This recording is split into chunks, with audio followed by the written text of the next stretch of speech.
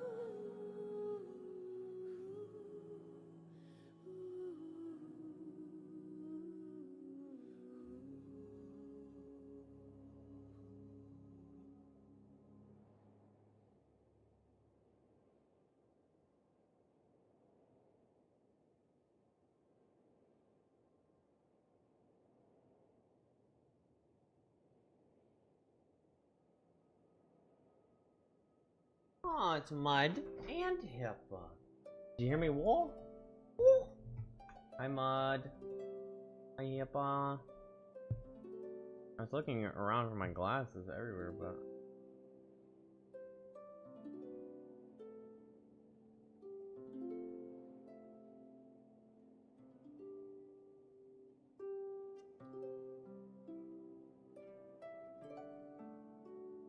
Yes, it isn't. Yeah, I did.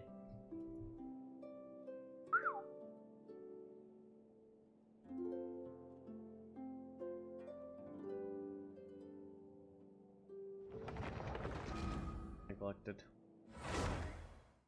Work went like fucking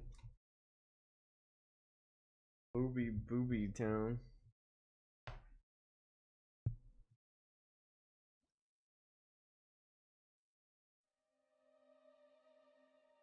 Like every table. It was so weird. It was so weird. It's like all the tables like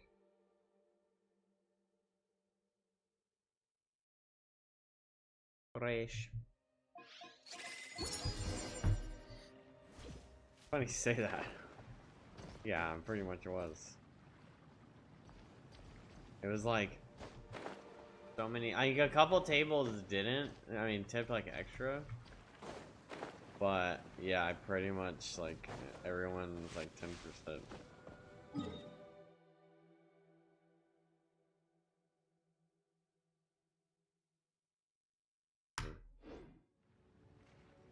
I mean, I guess or whatever. I mean, I guess I'm screwed. Oh, why is it all the way over there?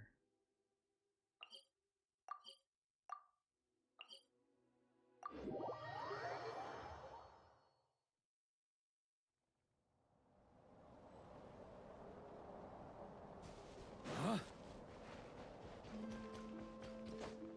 Arma? On me. Huh. Here. But at the end of the day, I've still hit like my salary. On me.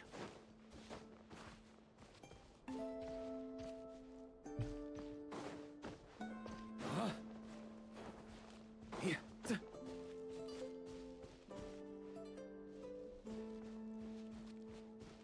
not know though how much I hope to finish out on the week. Like my weekly pay, you know, translating into how much I make a month. Getting into the idea of what I make.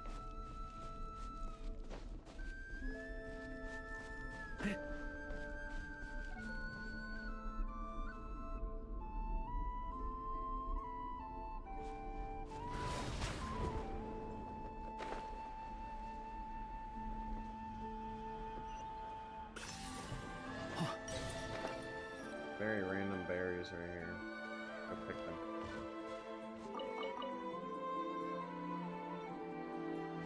Alright. Maybe they'd be one of those little tricky little... Hee hee, you got a treasure chest. Ooh. I don't really understand.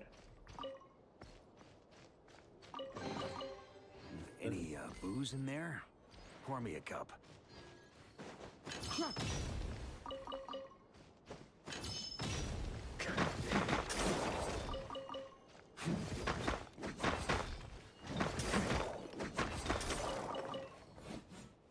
What is that noise? Huh?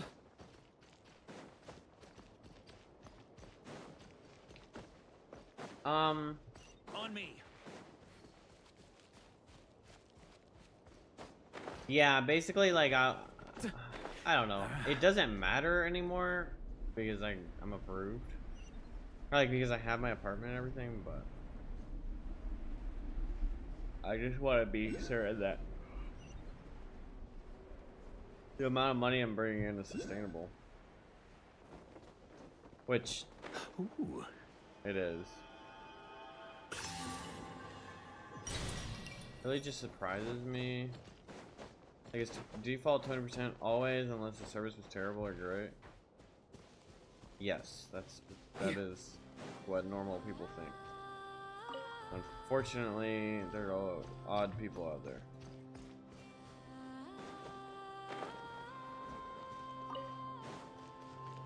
That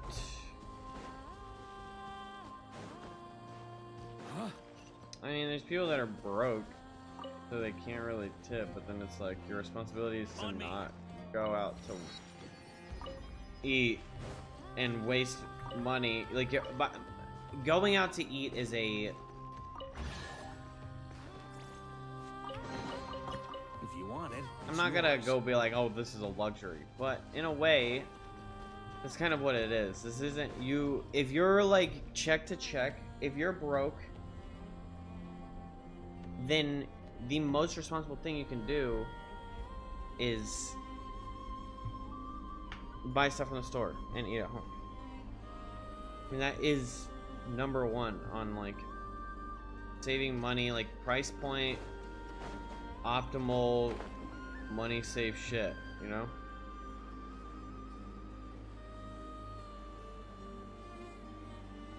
So to the adventurer go the sport.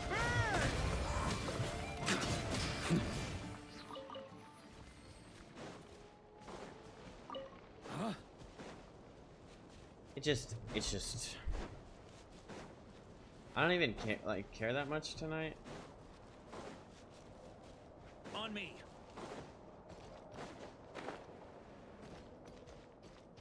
I'm not like I could have made $100 more than I made, but I didn't. But I also, like, of course I want that, but I didn't, and I don't care. I'm just happy to be home. Yeah. Teamwork is time for takeoff. Turning point. If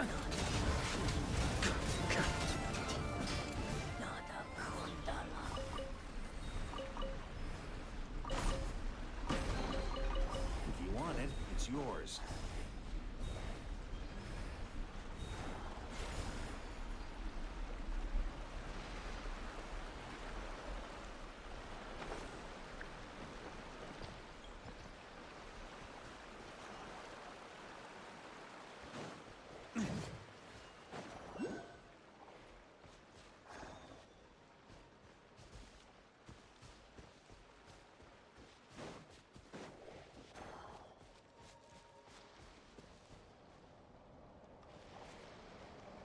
Everybody to work tomorrow.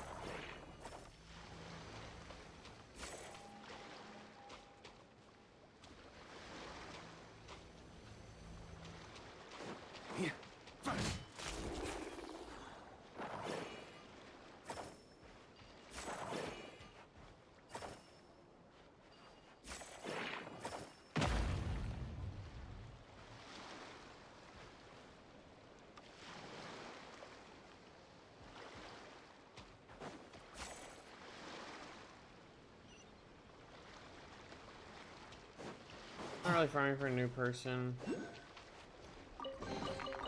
To the adventurer go the spoils. This loot's all yours. That's a lot of moonfall silver.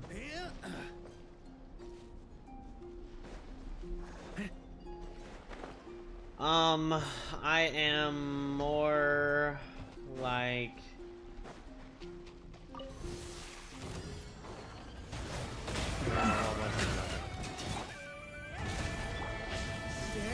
Think you can get away?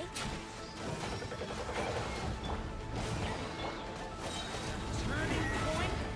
Going in.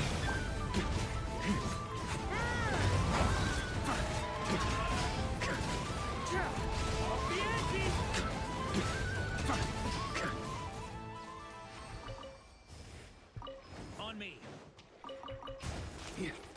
I guess I'm like kind of farming for stuff ahead of the new people coming out in a couple days. Trying to catch up to the story.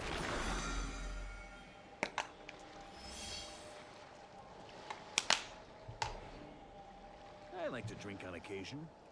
Any and every occasion. Good one. On me.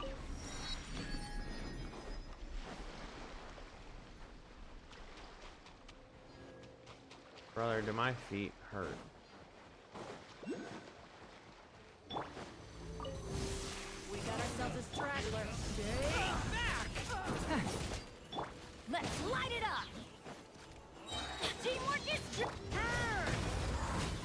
Yeah, and my feet are getting worse, bro. Just the pain is like never ending.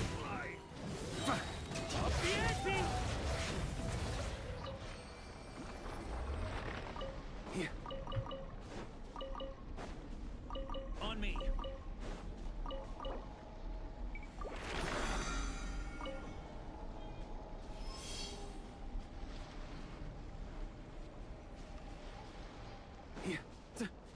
On me.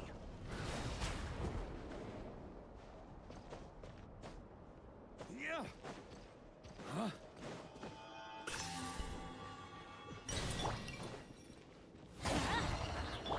Watch out! The story has only just... time for takeoff. Yahoo! Going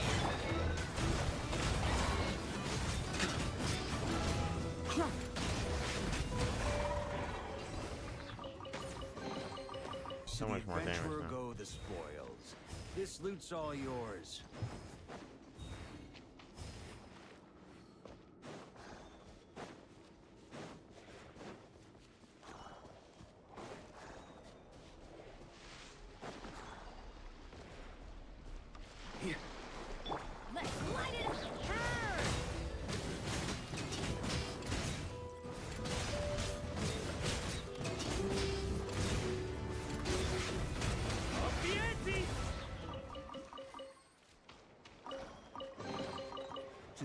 adventurer go the spoils.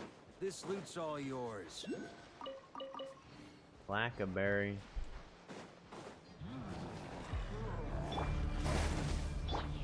Leave it to me. Teamwork is dreamwork. Yeah. Think you can get away? Turning point.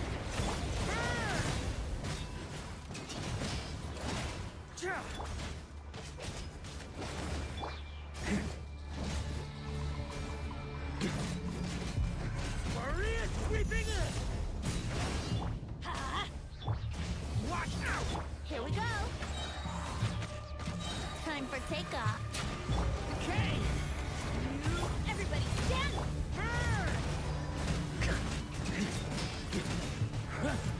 Thunder! Well, that's a lot of loot.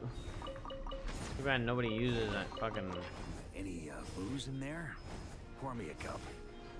upgrade material. Yeah. Evermoon shield.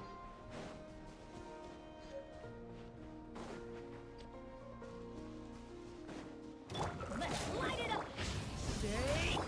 Brace yourself. Got a bit too cocky. Off the ante.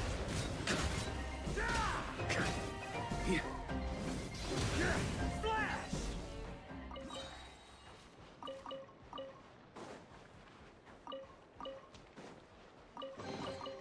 To the adventurer go the spoils. This loot's all yours. This place is quite pretty. Try to keep up. But yeah, Nicole's about to come out. Durin's coming back. And in the next update, the next update, I think the next one's 6.6, right, Mud?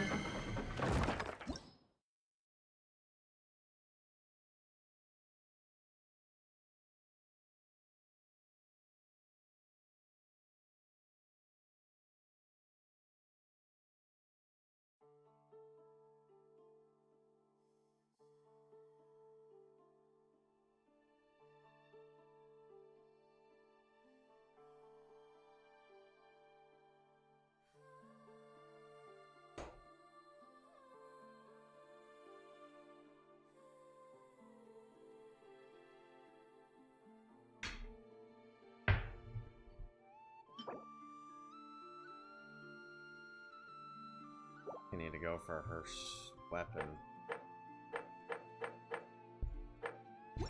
Might be spending money. Might just start dropping bans. On me.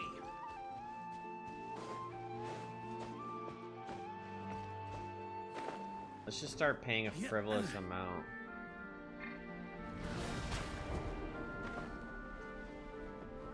Or a ridiculous amount.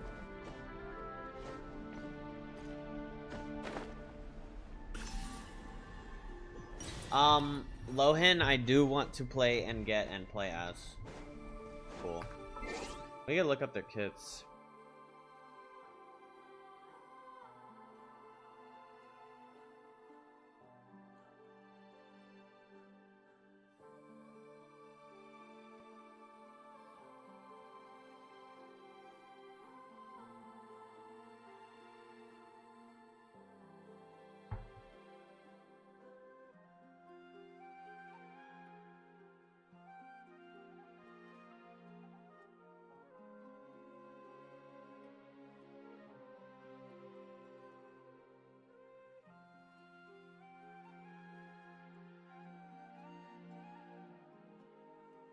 Anybody have like a worth it meter?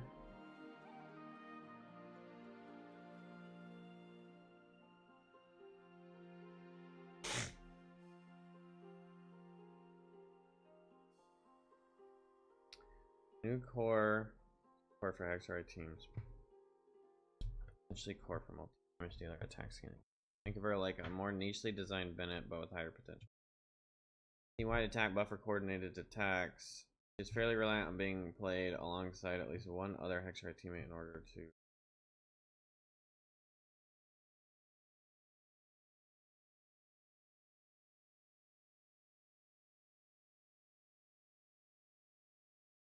to Designed to not synergize with many of the strongest teams, for example, by blah blah blah.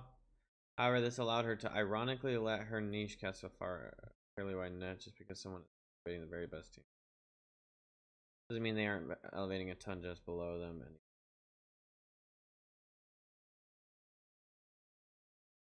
And it is technically a single target attack buffer. However, many older off-field damage dealers were able to cheat and also get his buffs team-wide snapshotting mechanic. However, most modern characters aren't able to utilize.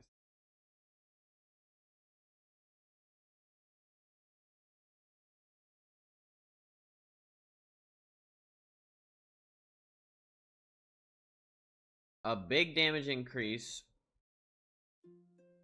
Characters like Durin. Now this is where it gets interesting because I was curious myself, so I looked at a lot of characters who you may often play with, but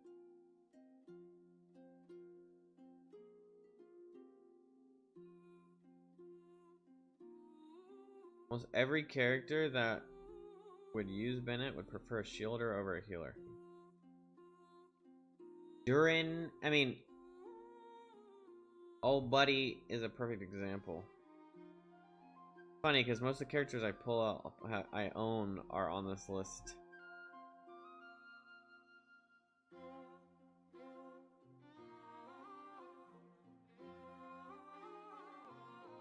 Attack scaling, attack increases her buff and shield strength.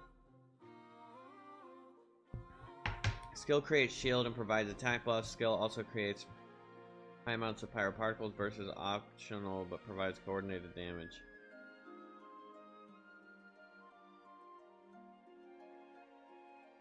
Switching to Cole, skill plus burst, switch teammate.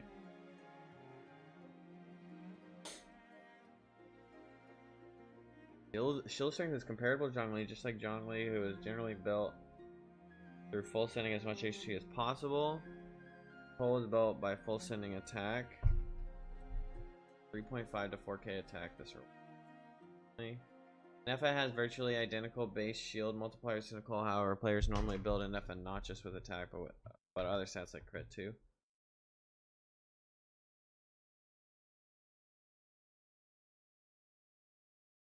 We must acknowledge that Nefa is known for having a very decent shield, so this is just putting in perspective.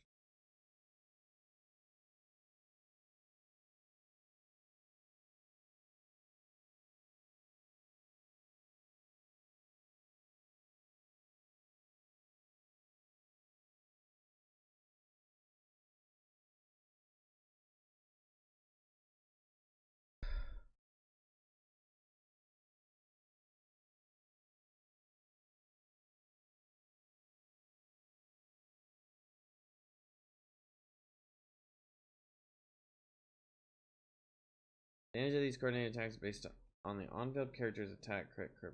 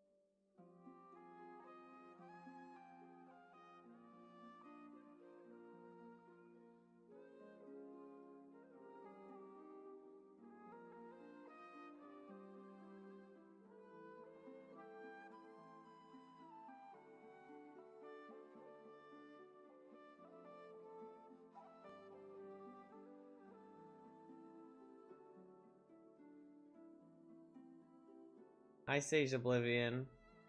I want to tell you that you're awesome and you got this. Thank you. Appreciate that. Welcome to the stream.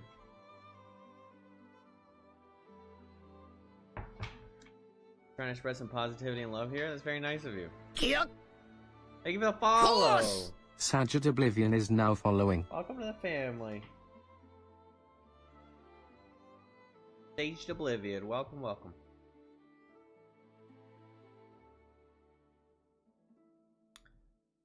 2 extra characters provides 40% damage bonus to the wield wearer's element and the fielder.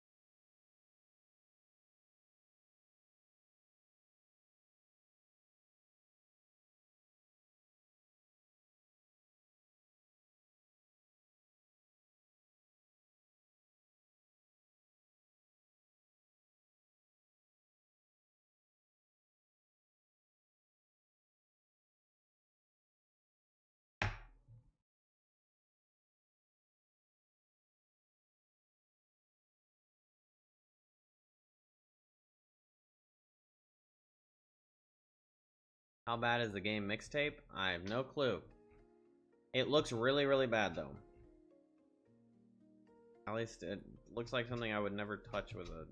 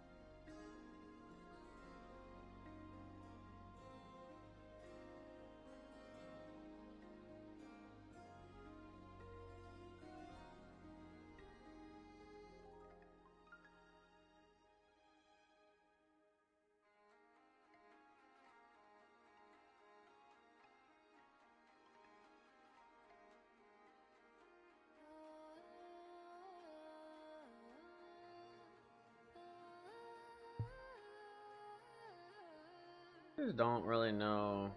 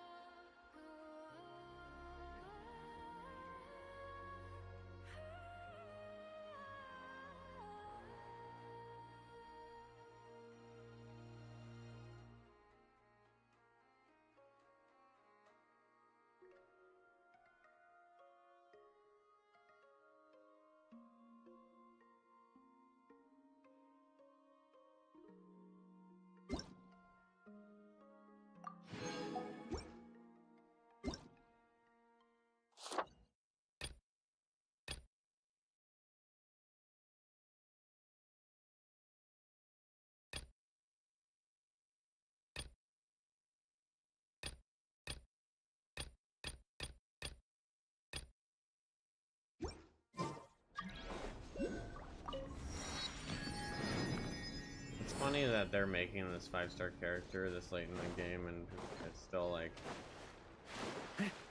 How good is she in comparison to a character that... Here we go. released years ago?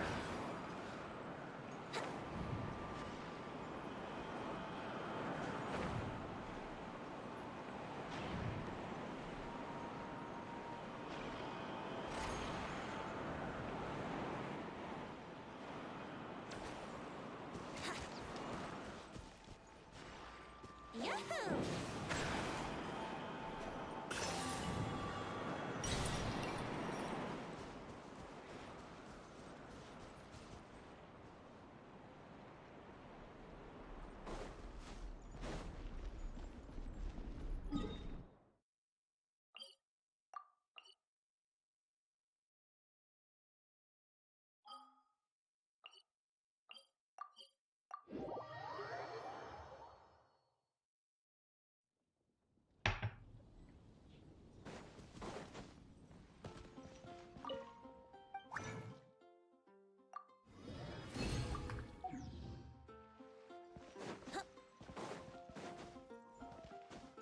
Wouldn't gliding be fast? Ad Astra Abyssosk. You're such a rat.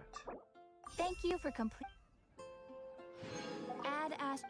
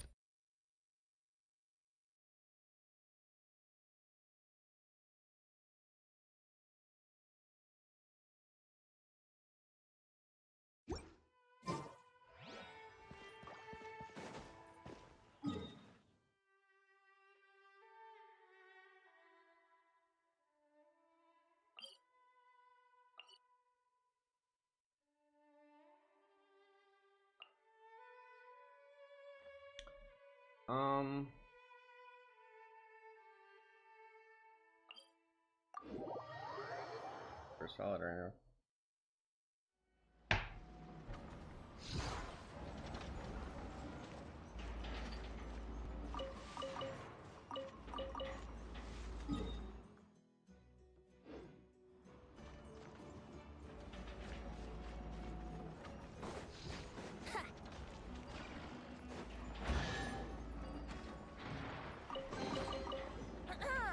Have you heard the ballad of the treasure chest?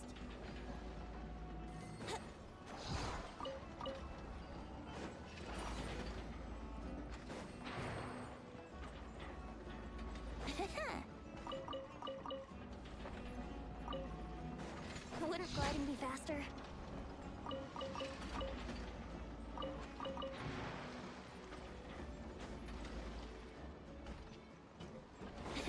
Why is not Cry just Wouldn't gliding be faster? the giant trash heap?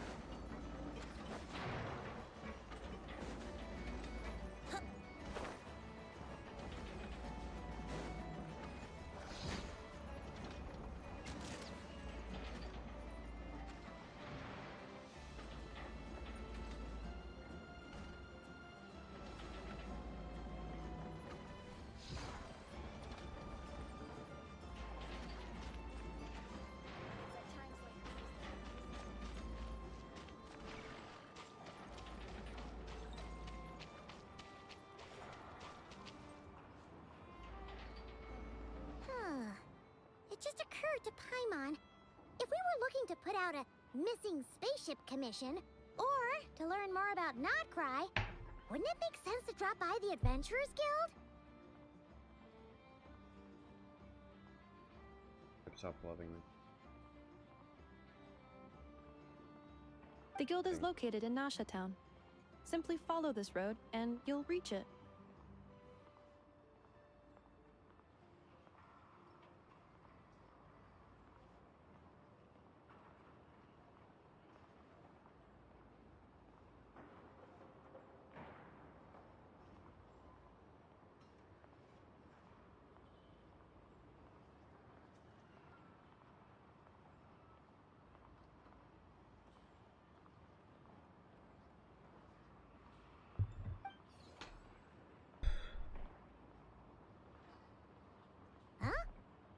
Tavad is that?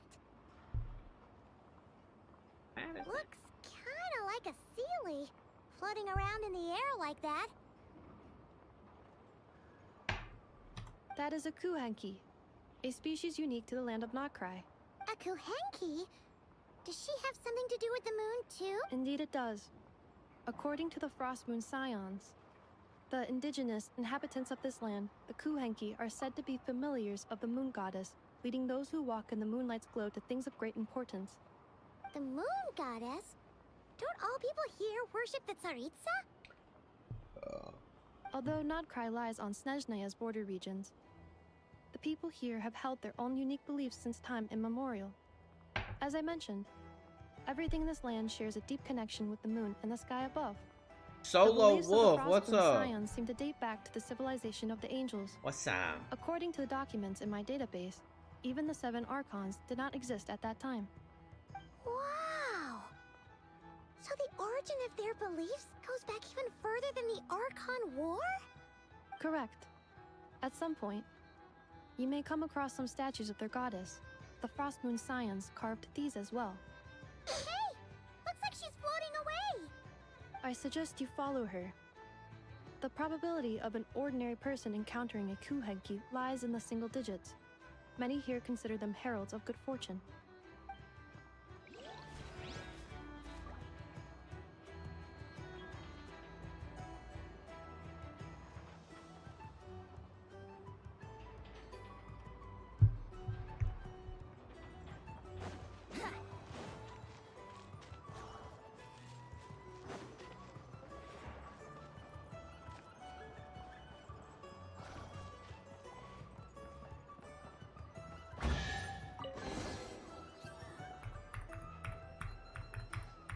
Is this?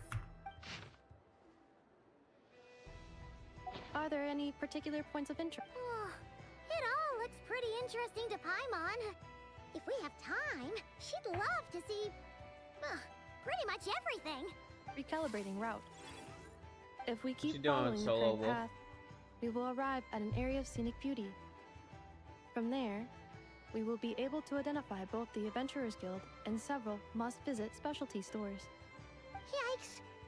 Why is Paimon suddenly getting the feeling that if she doesn't step it up soon, enough is gonna put her out of a job?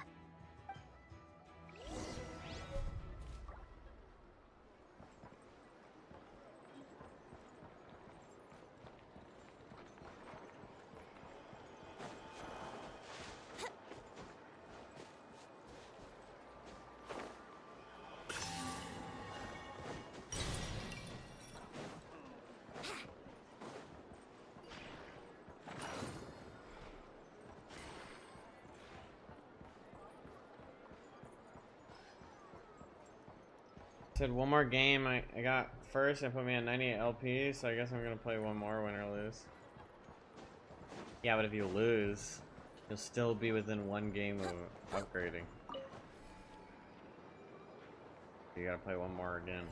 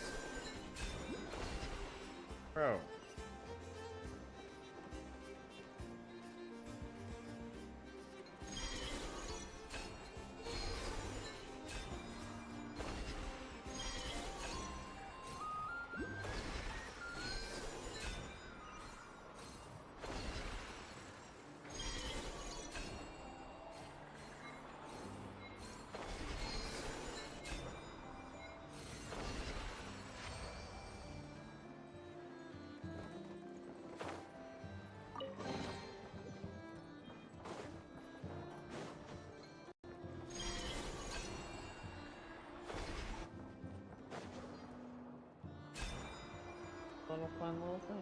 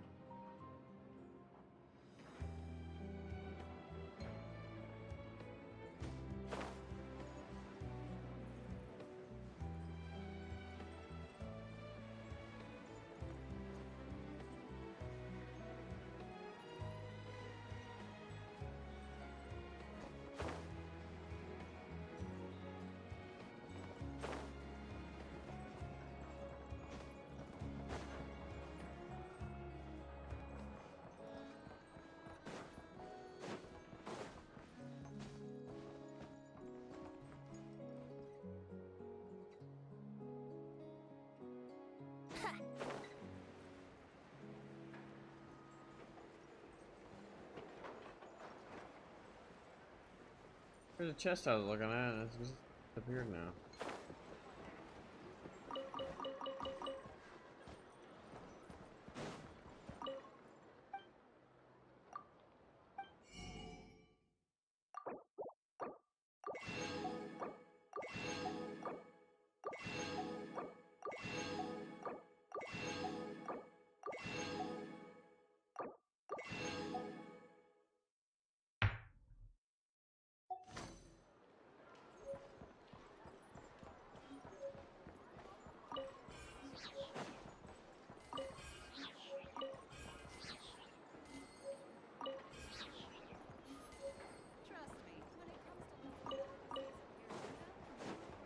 Where's the fucking Speranza?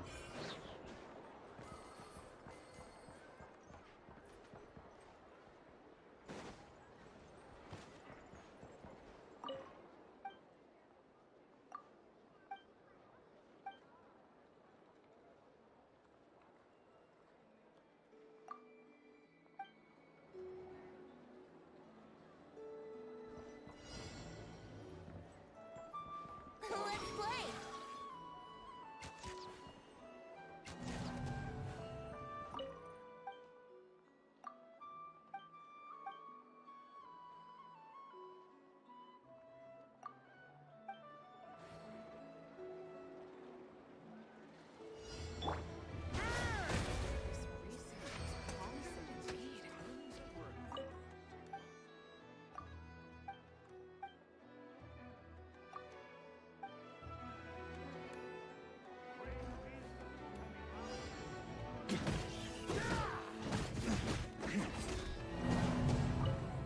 Ow.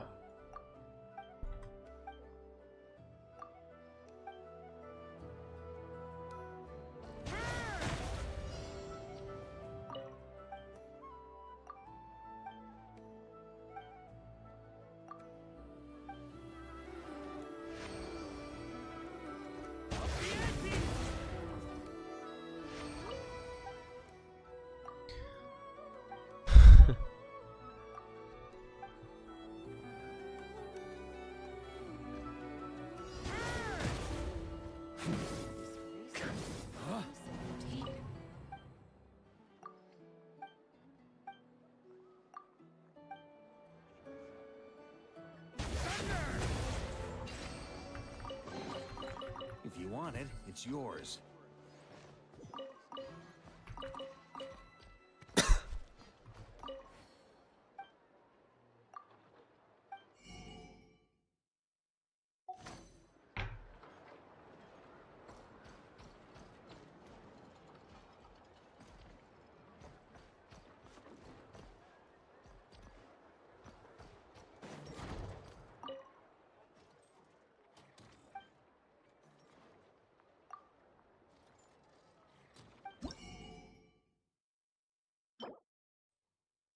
On casting elements or causing an element increase max HP by 16.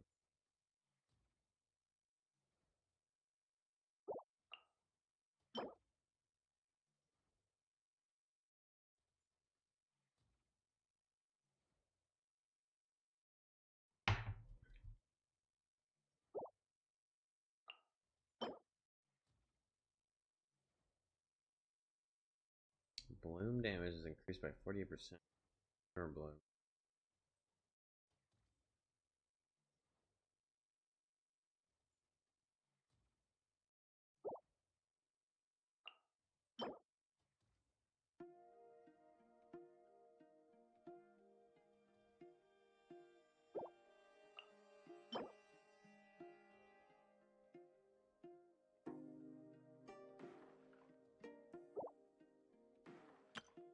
Self-defense weapon.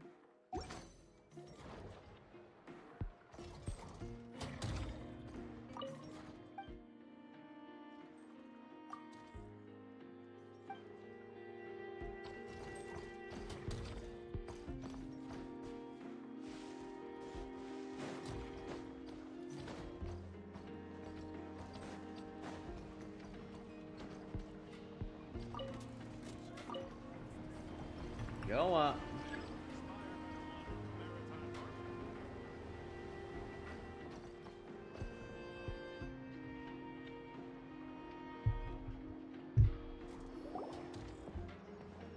Wow!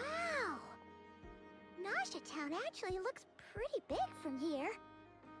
Feels a bit different than Paimon imagined, though. Which aspects in particular deviated from your expectations?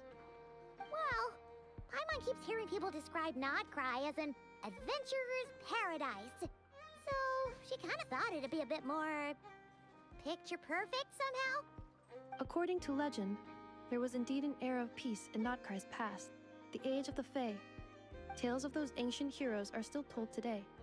One of the most well-known is that of the Lantern Fae. This individual performed many good deeds for Notcry. The present-day Lightkeeper's nightly lantern patrols are, in part, a tribute to their memory. But then, one day... What happened? There came a devastating abyssal calamity that swept across Notcry, and for a time it was left desolate. Heartbroken by what had become of the land they had so cherished, that Fae extinguished their light, just as the abyss had extinguished all hope. Nowadays, the paradise people speak of is more of an aspiration, or an irony, perhaps. An irony? Today, no official authority governs Notcry. In theory, at least, it is somewhere a person can do whatever they wish, and become whoever they want to be.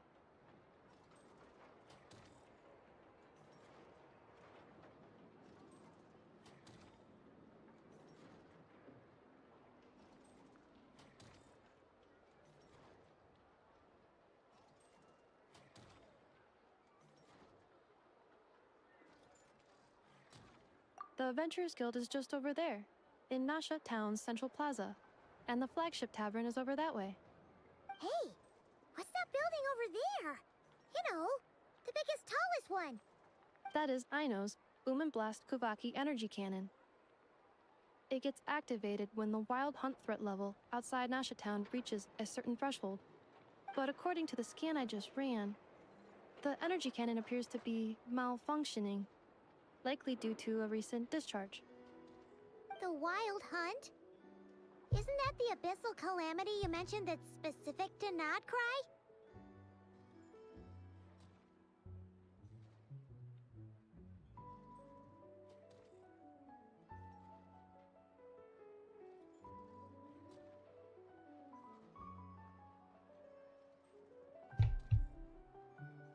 It is a phenomenon that has been occurring for several centuries now.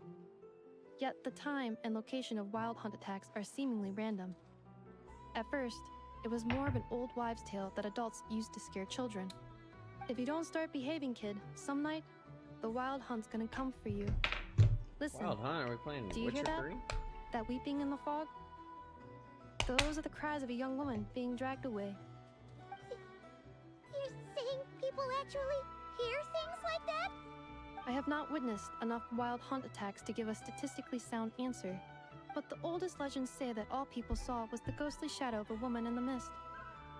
It wasn't until late. Oh, when you put it like that, Paimon's really gotta hand it to Aino. Not only did she repair you, but she's even built a giant cannon to... Absolutely.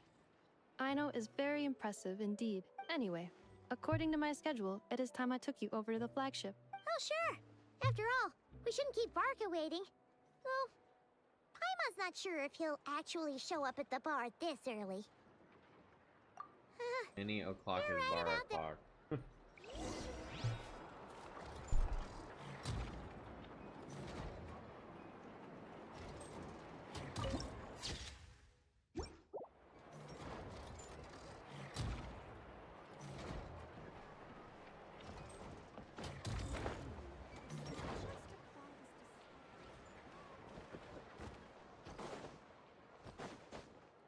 On me.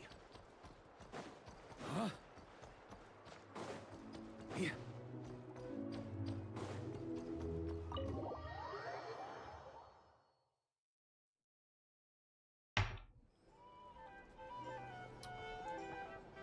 Here we are, the flagship.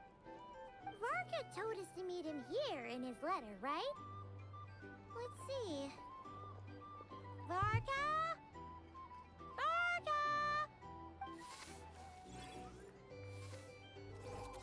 No matches, I identified. Huh. So he isn't here Why are there a after bunch all. of kids inside the bar? Hey, why don't we go ask the owner? If what they say is true, Varka's drinking prowess must have left...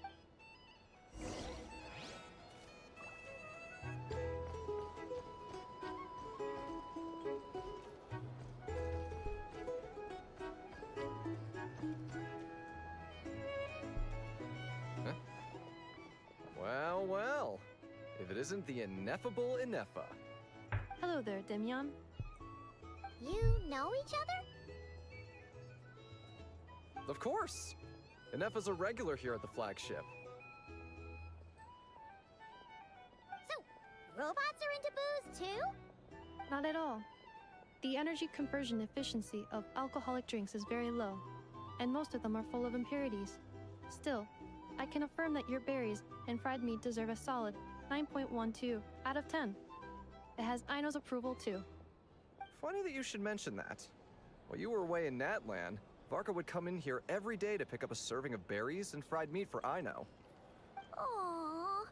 He must have been worried sick that she wasn't eating properly on account of being so hung up about Ineffa being gone. Actually it's 'cause Varka found out that Aino went wild after Ineffa left, gorging herself on snacks she normally couldn't get her hands on. So it was more worry that she wasn't getting a balanced diet.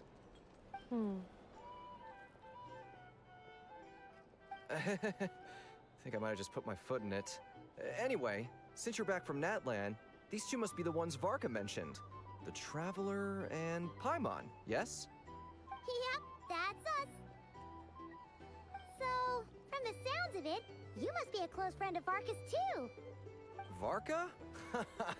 Goes without saying. After all, he's the only one around here who's ever managed to stay standing after 10 rounds of the roulette special.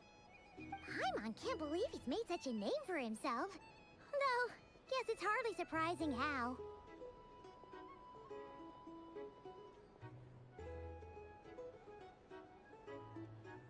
Right now? Must be somewhere near Amsfartnir. That's quite far from here. Fartnir? Where's... It's a lake in the north. Oh. So... well... Exactly. Whoa! Oh, and by the way, he also asked me to serve up a portion of berries and fried meat for Ineffa. Thank you. No, thank you. Traveler, Paimon, why don't you go ahead and drop off your luggage? I can use this time to go pick up some... Sure thing. Besides, now that we've got ourselves a map, once we're done unpacking... Oh. So you know... No worries, we should be fine. Thank you. All right.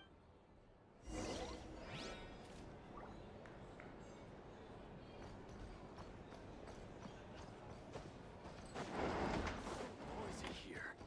Back in my...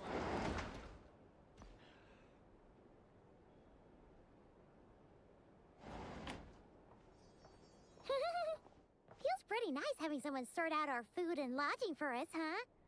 But is this really the flagship's best room? It's pretty big, make no mistake, but it looks a little worn out, right? Though, to be perfectly honest, that feels right at home with everything else we've seen of Nasha Town. You mean it's got something to do with...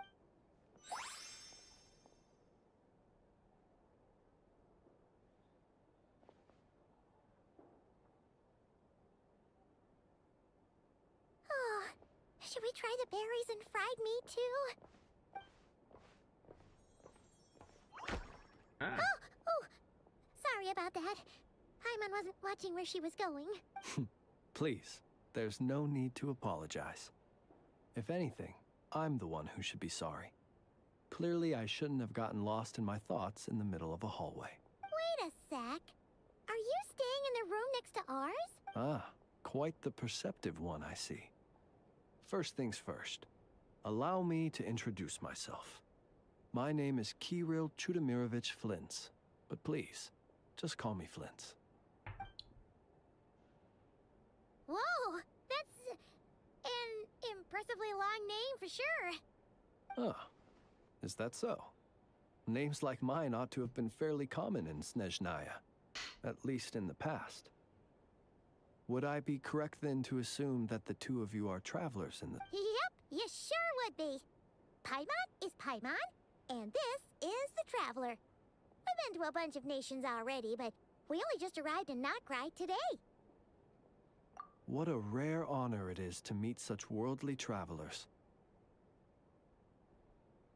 Are you here for travel too? If only I had the time to spare. No, I'm just staying the night. Oh, so you're here for business? That's certainly one way to put it. I'm a Ratnik of Nodcry, normally stationed near the burial grounds to the north. My sole cause for being here today was to repair this lantern of mine. Burial grounds? Your surprise is entirely understandable. Most people cannot even begin to fathom the idea of a life surrounded by tombstones in decay. But if you've heard of the calamitous abomination that is the Wild Hunt, you'll know that in their wake they bring a host of souls tainted by abyssal filth. That then is why we are stationed by the burial grounds. Oh, so it's all about fighting against the abyss. Oh, sounds like a tough job. I thank you for your concern. But in truth, I've long since grown used to it. In fact, I like to think it rather suits me. If anything, I'd say I prefer the peace and quiet of a graveyard to the... Paimon sort of gets it now. But even so, she is still pretty sure she could never get used to living in a graveyard herself. For one thing, she... Oh, I assure you, there's no need to worry on that account. The kind of ghosts you find in cemeteries aren't too big on talking.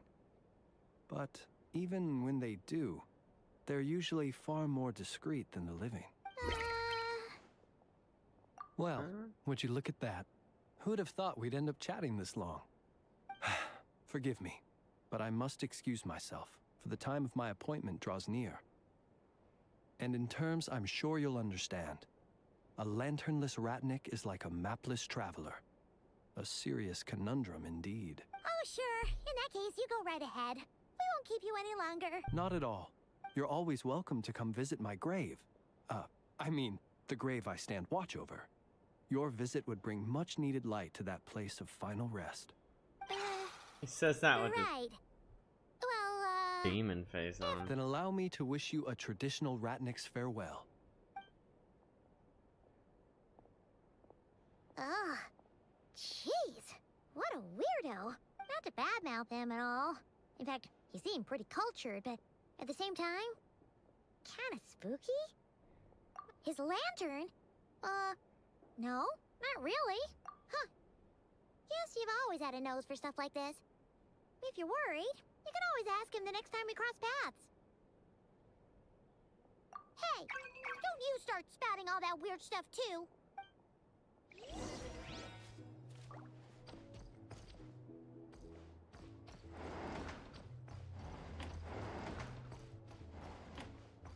On me.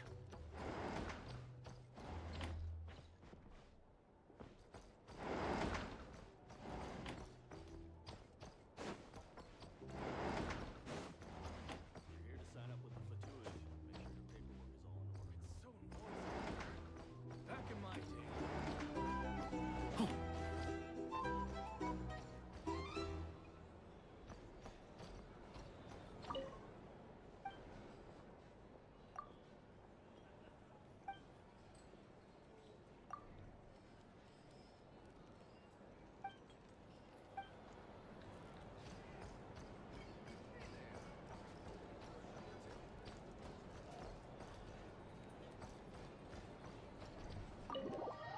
Well, well, well. I played Deadlock in 2 weeks. I'm still tempted to be silly.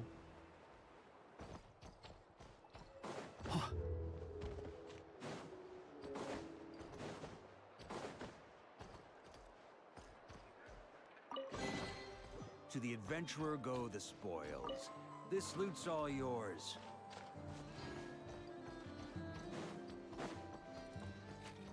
Here. Trying to keep up.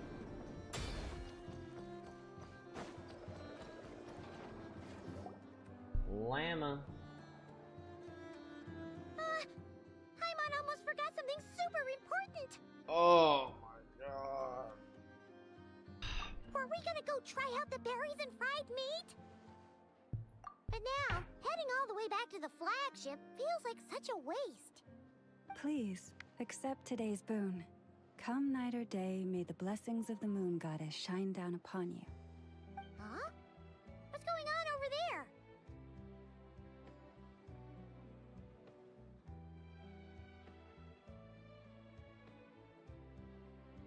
Wait, free food? Wow! Dumpling. The people here are Too so fat. nice! Need a break. Let's grab some too. Back I'm later. super curious what their food tastes like. Moonlight illuminates the path So what, before you're just gonna you, like travelers play a from silly afar. character or build silly or what? How'd you know we were travelers?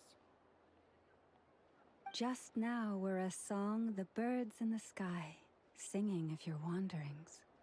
You are no ordinary guests, it seems. The birds and the... what now? Forgive me. I should not have laid the words of others out as a welcome mat for our very first meeting. You, too, must be wondering who I am. I am Lauma, moon chanter of the Frost Moon Scions. Please, as do our followers and other passers-by, accept today's boon. Happy to oblige. Paimon's name is Paimon, and this here is the traveler. Thanks so much for sharing your yummy food with us. We'll take one each.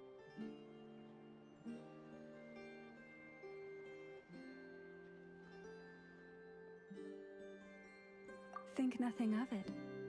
These fruits were the finest we found, delicacies gathered in the wake of the morning dew. It is my hope that partaking of them may lift your spirits to heights anew. The finest you found? Wow! That sure is kind of you, but wouldn't you want to keep those for yourselves? The first fruit of the harvest must be placed upon the moonlight altar, not as an offering to the gods, but as a spark for lost hunters. Hurrah! For it is the blade of the starving that darkness most Hello, easily Karamjeet. corrupts. As perhaps you have already Doing heard, well, how are you? we Frost Moon Scions revere and worship the moon goddess. We believe that together, virtue and compassion are the shining light that will lead us all out of the long, dark night. And now, with tides of haughty Fatui swarming into Nodcry, driven by greed and greed alone, more than ever before, we must all unite under the banner of virtue. Huh. Look who it is again. Those unsufferably kind-hearted Frost Moon Scions. Got enough for us too? That's good to hear. 2 servings How have each. your exams We're been? starving over here. The Fatui! After what you've been doing to our sacred statues, how dare you even show your faces? I've been for you when I Villamina, came to watch the stream. bestow today's boon upon our guests. Yes, I'm playing the main story. You hear that? But there's not gonna be No anything slacking crazy now. happening. It's like We'll kind of have the the very introduction. best you got. But, my lady, they... Please, you two, accept this meal. But remember this. Kindness is the first lantern left to guide those who stumble in ignorance. Come again? And it'll be Let a me long time finish. before you catch up to this. But should they still refuse to follow the moonlit path, then by Yeah, if you're worried our about frosted spoilers. blades shall we show them its shadow. You! Hey, whatever. Just you wait. We'll be... Huh? Where's the meat? Who wants to eat... You just really are the worst.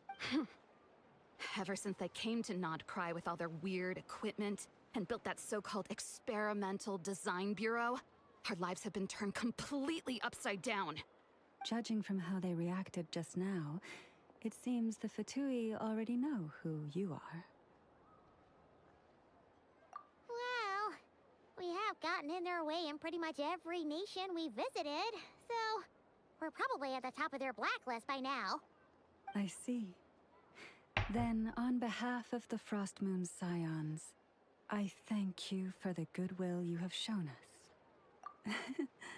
Because if they had gotten ahead of themselves just now, I'm sure you would have stepped in to help. Just as the birds and beasts put it, your arrival heralds joy to us all. Besides, for a weary traveler far from home, you will always be welcome at the Frost Moon Enclave, the place we call our home. May we meet again in the moon's gentle glow. These are delicious! So refreshingly fresh! Those two Fatui wouldn't know a good thing if it came up and bit them on the shoulder. Looks like Anefa isn't done with her shopping yet, and the Adventurers Guild is still empty. Where should we head next? Good idea! Wouldn't want to let the Kuhenki down, after all. Let's see... Okay. Paimon's got our route all figured out. This is Nuts and Nuts. It's mostly... This is the Speranza. This is the Vesnitsi Prolicha Greenhouse. And this is the Rossum Workshop. And over here, they've got a super tall observation deck. Whoa!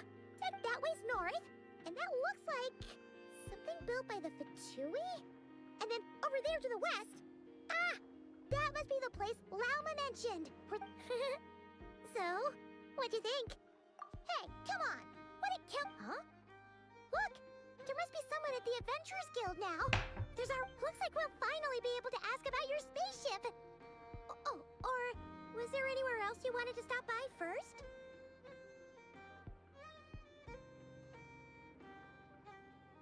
Where? Which one are you... Oh, now you mention it, Paimon's noticed it too. Anyway, where we go first is completely up to you.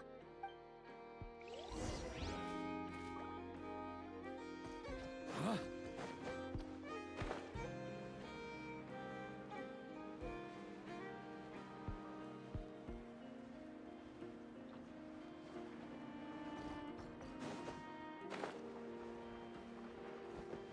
Ooh.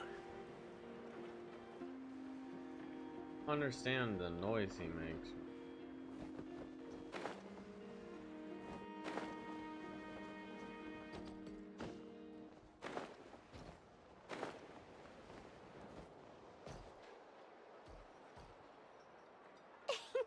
Please, here we go.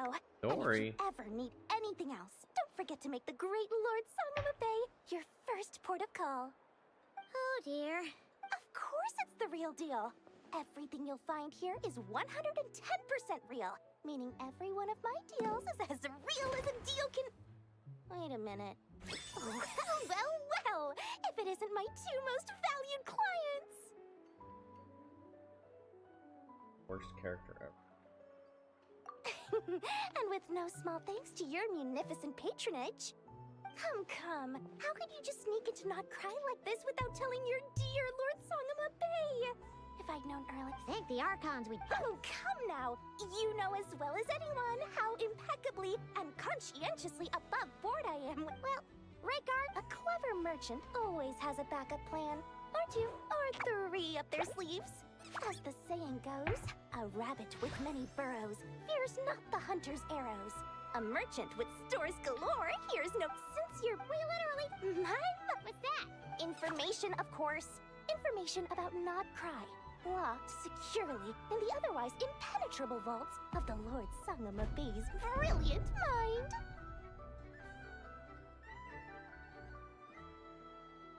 I knew it! I just knew you'd appreciate the value of my wares. On the back of all our pleasant dealings in the past... Wow! You sure are feeling uncharacteristically generous today. What do you mean by uncharacteristically? I am the most generous person. Forget it. Anyway, the long and the short of it is this. The moment I set up shop in Nodcry, it struck me how many different factions there were, all competing against each other for power and influence. Well, as they say, there's no time for business like a crisis. Things got even more turbulent after the Fatui pulled down 2 ancient moon's remnants. People began to catch a whiff of the coming chaos. And the more troubled the waters, the greater the potential profit. Not at all sorry to interrupt, but we're not here for Mora. Oh, really? But in that case, what would you like to know about? What? Don't you two get involved in any the Frost Moon? Still, things between them. Oh, they're an But seriously, everyone knows. Anyway, they've been acting mysterious enough. But if you ask me, that Kuvaki experimental design bureau, that bunch of booze-loving monsters? Ugh, don't even get me started.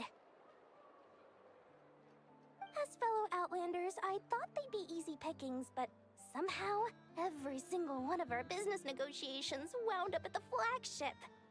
I've done plenty of deals with heavy drinkers before, but those guys, I never once made it to the contract signing before blacking out.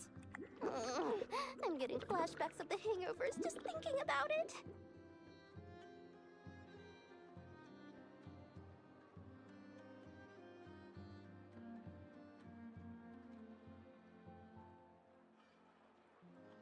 Oh, I almost listened to my advice. Do not, under any circumstances, go there, no matter how much trouble you're in. The Curatorium of Secrets? What do they get up to there? Just a place that handles all kinds of disputes. But the owner will charge you an absolute fortune, and she has a temper to match. Nothing like your friendly neighborhood Lord Sangama Bay. You're not just saying that to stop your competition from undercutting you, right? When did that... What do you mean? Of course not. I'm only thinking about your wallet. I mean, on beat. You're really not... All right. But I'm not lying about that boss lady.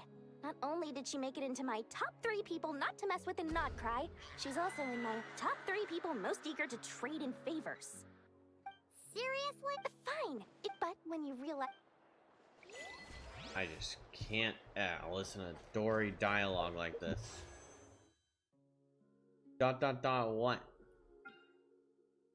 Don't ... me.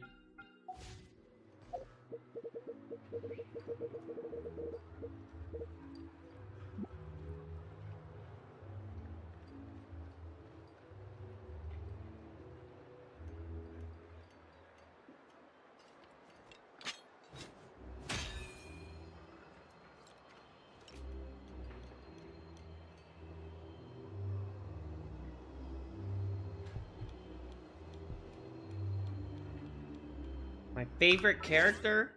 Maybe this guy. I love... Well, no, my favorite character is Kazuha. Favorite character. Boom.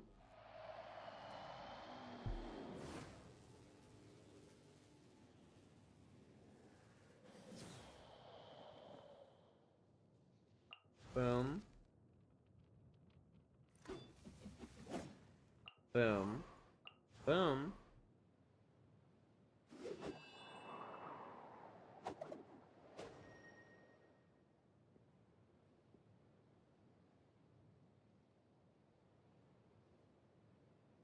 Boom.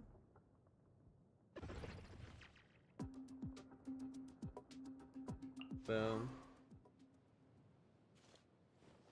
Ah. Oof. Oh. The queen.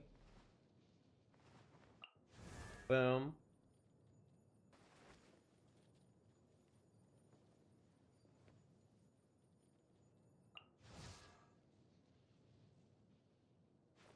If you ever want to trade tactics, I'm always ready.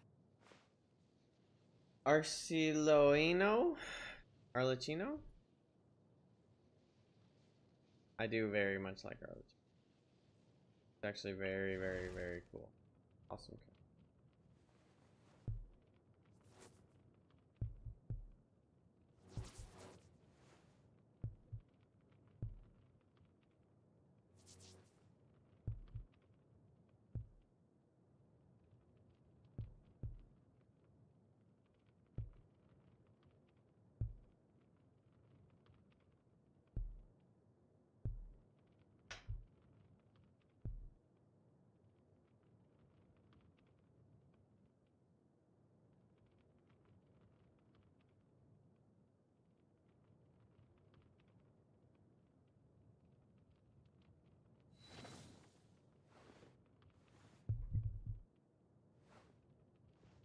Yeah, she's super sick.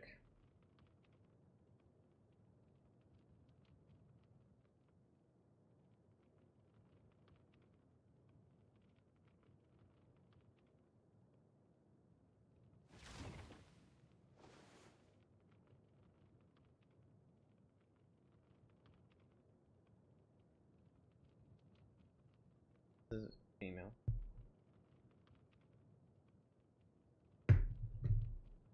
She's female. Arlecchino is female.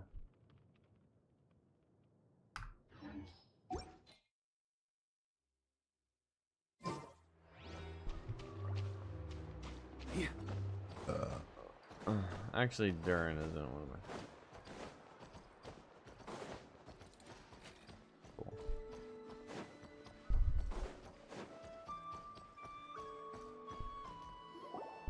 Lucky us! The line seems to be gone now. Come on, let's go say hi to Catherine. Hey, Catherine, we meet again. That's not Catherine. How ridiculous. Huh? They often say that mortals, shackled by their own flesh and blood, may fail to perceive the truth of this world. No way. Even when it is right beneath their very noses. The puppeteer lady and Yet or the I had whatever not expected to have the pleasure to witness such heights has of been in control of absurdity Catherine firsthand. this whole time. But Paimon must have gotten the wrong person. At second glance, you do seem a bit younger than Catherine. And you certainly sound a lot less friendly. A creator might forgive ignorance, but being mistaken for one of my own creations is beyond all pardon. Look very closely, for standing before you is none other than Marionette, 7th of the Fatui Harbingers. A harbinger? Sandrone! No way!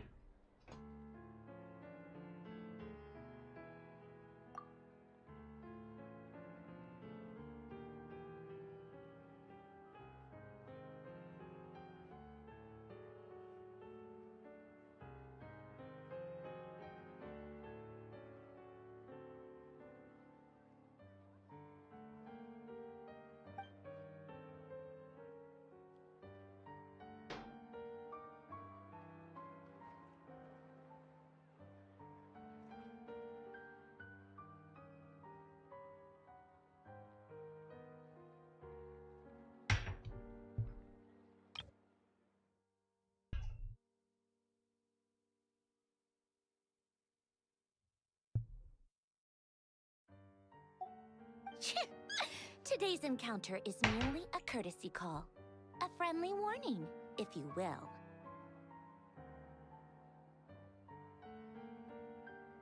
You interfered with my work once before, with that little robot. Girl character I saw I let somewhere it else in the slide. trailer of Genshin. After all, Oh, cool. it was nothing more than a distraction, a side project at best. Horror farming? But we are in Nod Cry now. And as such, I strongly advise you not to stand in the Fatui's way. Otherwise, the next time we meet, I might just have to drop all this meaningless etiquette. Oh, please. You've got some nerve coming out with barely veiled threats like that. You're the one stirring things up here. Oh, perhaps you have misunderstood. Just because Nod Cry lacks a ruler at present, that does not mean it should not be ruled.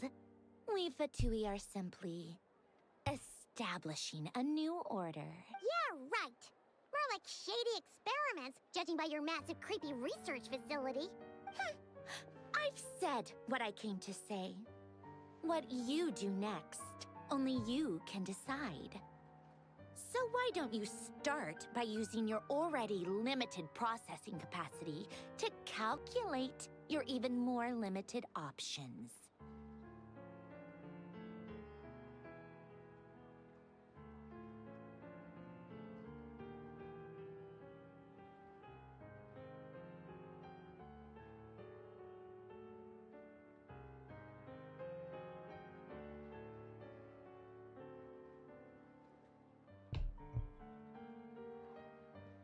And, being the refined young lady that I am, I shall indulge you just this once. Ad Astra Abyssosque. Welcome to Nod Cry, Dominion of the Fatui.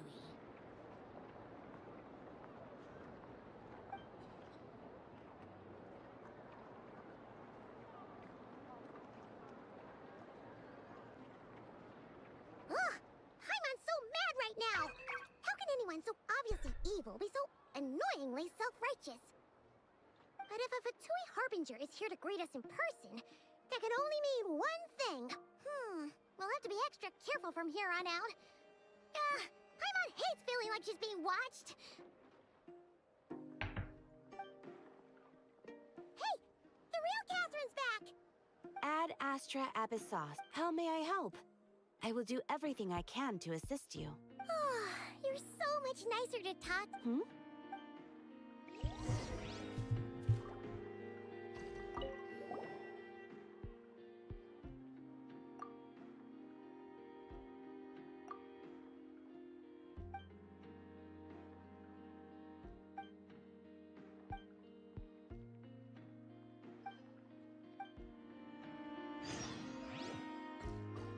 Ad Astra.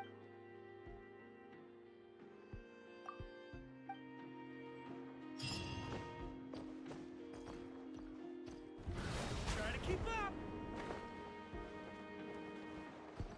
Why is he 1 HP?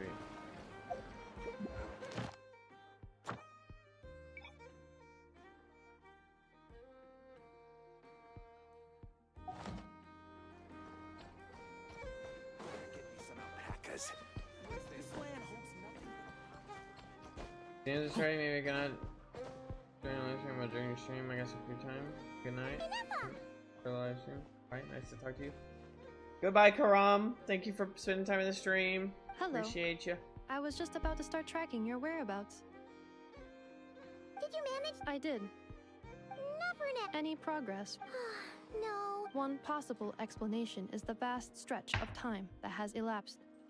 Additionally, given the limited resources available in Nodcry, it is entirely plausible that the wreck was scrapped for parts, or even mistaken for a pile of broken machinery.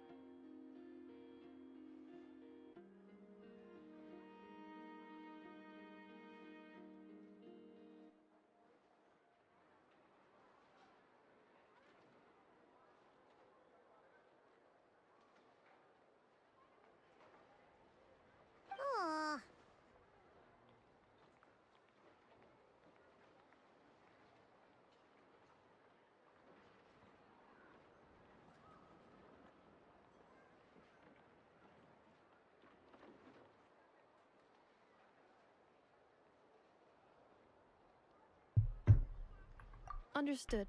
In that case, why don't we go ask Aino together?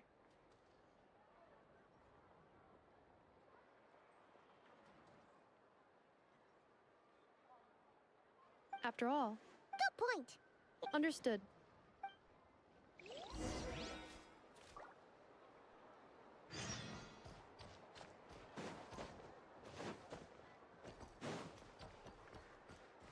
On me.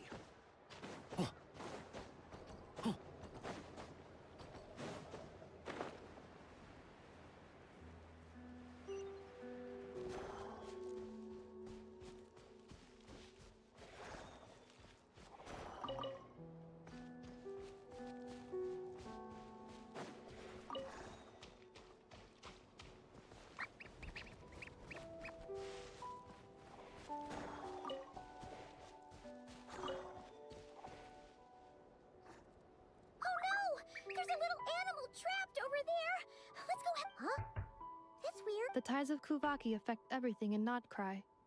So much so that many creatures have evolved a kind of dependency upon it, growing stronger or weaker as it waxes and wanes. This little animal must have been caught here unprepared. So you're saying we need to use Kuvaki? Don't be scared. We'll get you out of...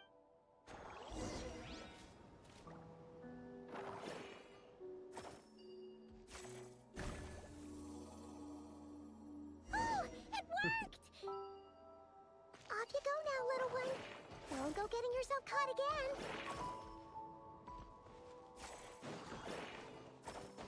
Yeah. Huh?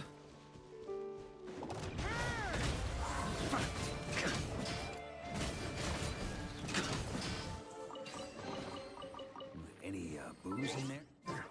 Pour me a cup.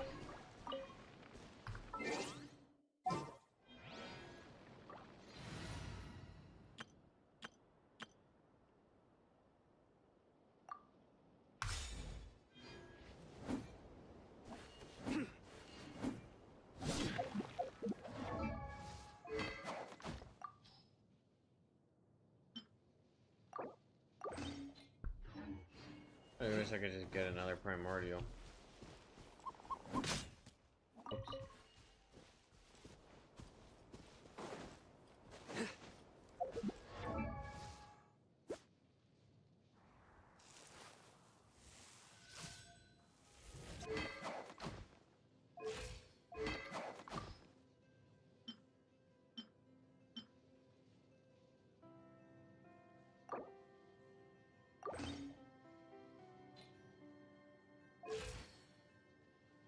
Swipe on standard banner?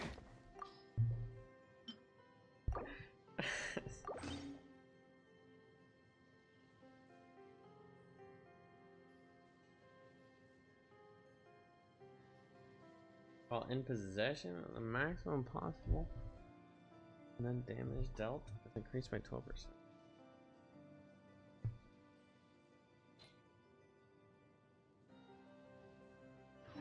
My boy about to hit the big leagues. Except they're just gonna buff him and then...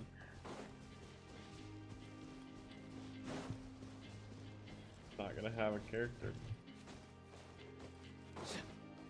What's up, Anmal?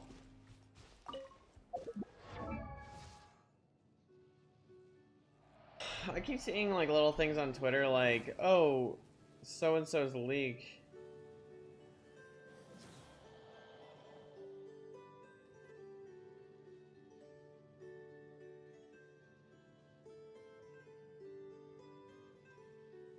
Look like an old player? Yeah, I've got like an old account.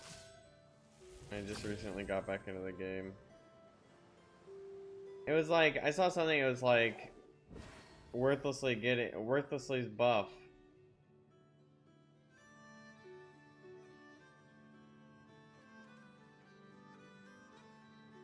And then the buff was literally just fucking C4, a C4 buff. It's like, brother, there's no way all these buffs are just gonna be like constellation buffs rather than improving the character or adding a new.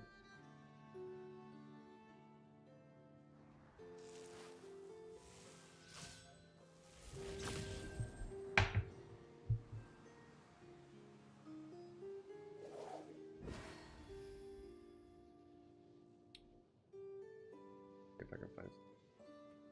What's up, Patriot? Rune's character trailer. My favorite character, probably Sino Wanderer Varka Kazaha.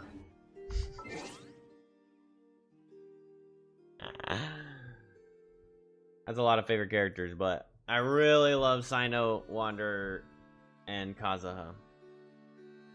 Kazaha has been like the one I've claimed as my favorite character. I just like his voice actor and his character design and his story and his kit. I like the whole combination.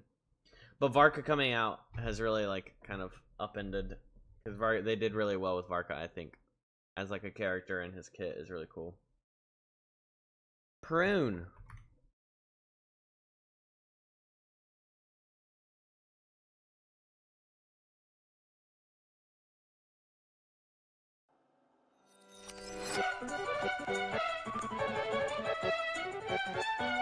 I like this little song.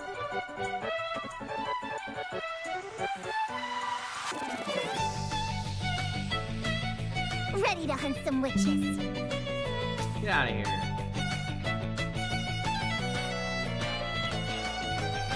This hammer.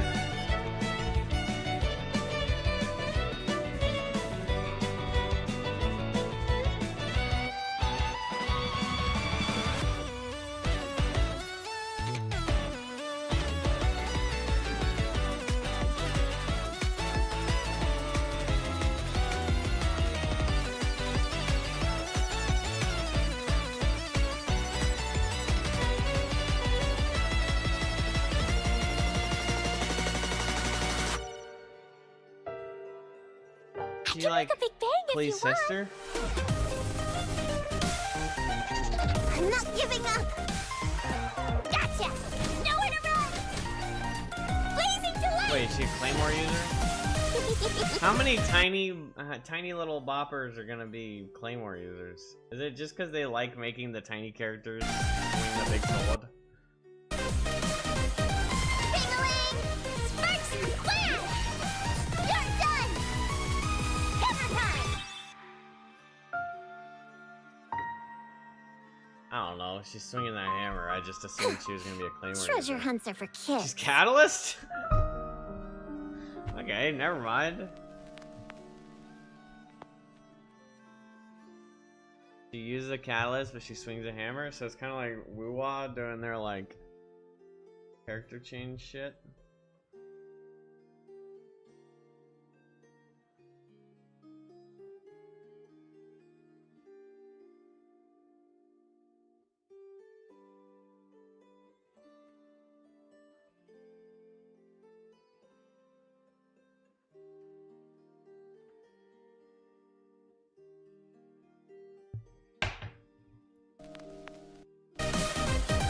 Ring-a-ling. Sparks and flash.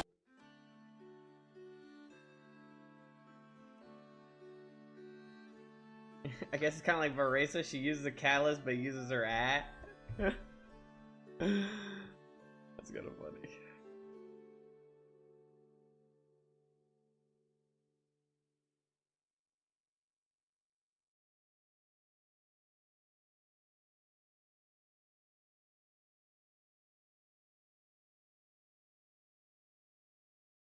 What are you doing with 84,000?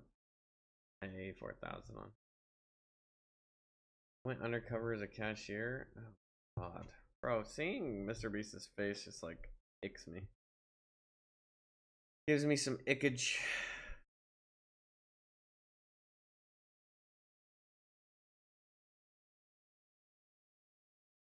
Go Varka? Oh, you should. Yeah, my Varka's good. Genshin is easy. Yeah, sure is. Hot take. Genshin's easy, everyone. 2,700 attack. 71,204. I got his bing bong. It's more like 230.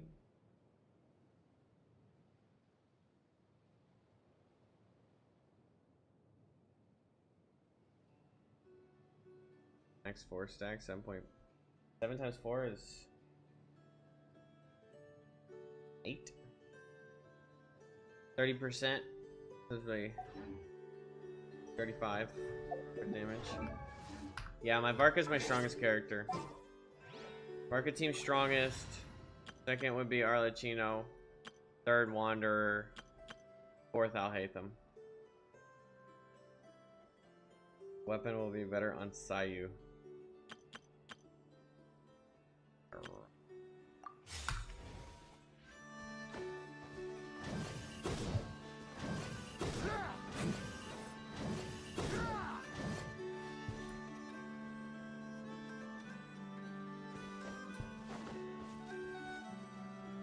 He is a strong boy. I don't know what his attack is on full. Oh look, never mind. Almost 3,000. Check my Varka. I'm good. I don't. I spend too much time checking everyone's characters.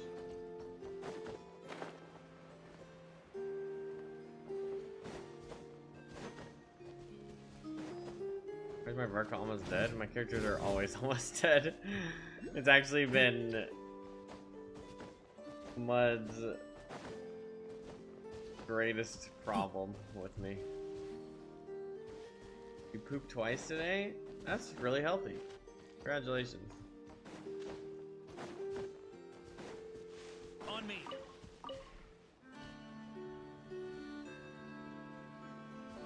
Your favorite is Varka too? Hell yeah. Varka's a badass.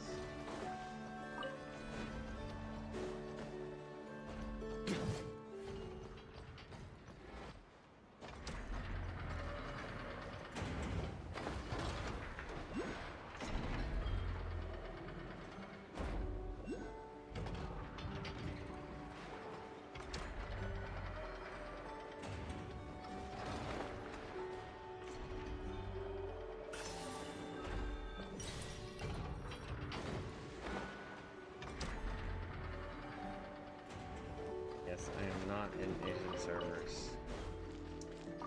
Sorry.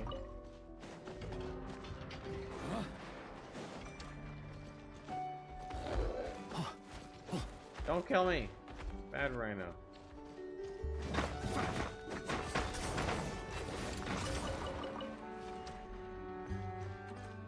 $26,000 attack, 80 crit rate, and 22.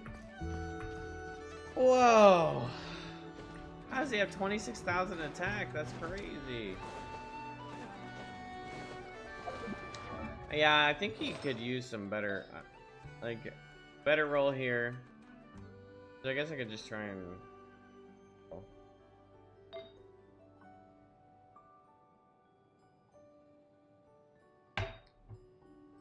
None of his stuff really rolled that great.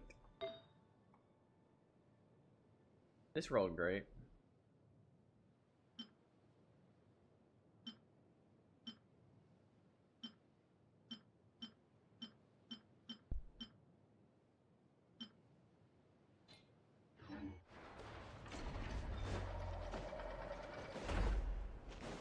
DPS is not that good because you're missing Durn and Venti. Yeah, that's kind of sucks. But you don't need Venti when you get Prune. And then just pull for Durin, or try to. The place I know and I call home. And then you have Bennett.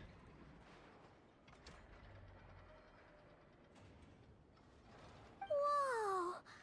So many machines that Paimon's never even seen before. And then there's all these little robots. Yeah. Did I build them all?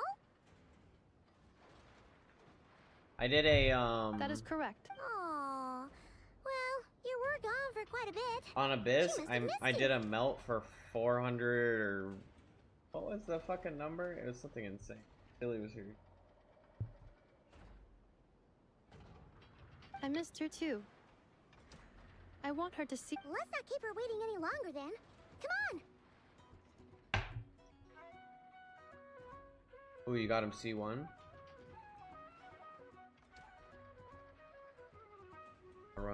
R1 is really nice.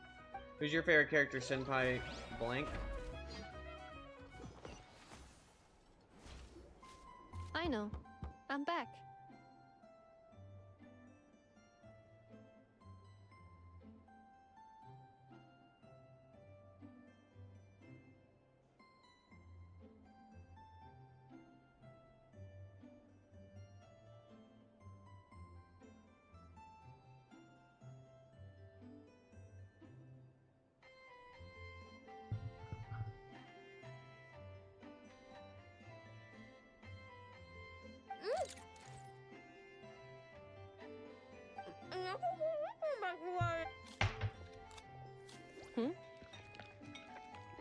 You got lucky on the double Varka 20 pity double?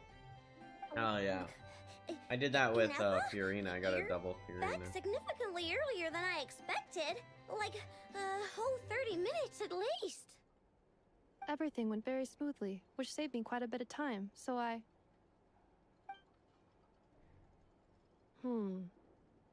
I know. Could you turn around for a moment? I know. I've been on my best behavior the whole time you've been gone. She's got chocolate all over her mouth. I know. While I was away, did you strictly abide by my tailor-made snack intake schedule? Oh, of course I did. 1 whole cake, 1 crumb cake, and 1 pack of chocolates a day, right? It was either a cake or a crumb cake or a pack of chocolates per day. Oh, shoot. When did you finish the snack stash I left for you? Literally just earlier today. Okay, I know. Let me just go run a scan on that. No, I just started Not Cry. I'm very far behind. I meant today. Well, I'm a a full week ago. version, full series behind, but we're catching up. And then you restocked an entire week's worth on your own initiative? Shut up, Siri. 2 weeks worth. Okay, Ina's voice is cute. Why does Paimon feel like the roles in this household are pretty much the opposite of what she imagined? Calculation complete. Ino's recommended snack calorie intake for the next 4 weeks. 0. You don't know any spoilers? No, I do not. So don't do any, or you're banned. If you spoil, you're banned. Then I'll do it. This is what happens when you break an agreement. Oh, come on! Don't do this to me! I only ate a teeny bit extra every day. Just a teensy, eensy, weensy bit extra. That is objectively not a teensy bit extra.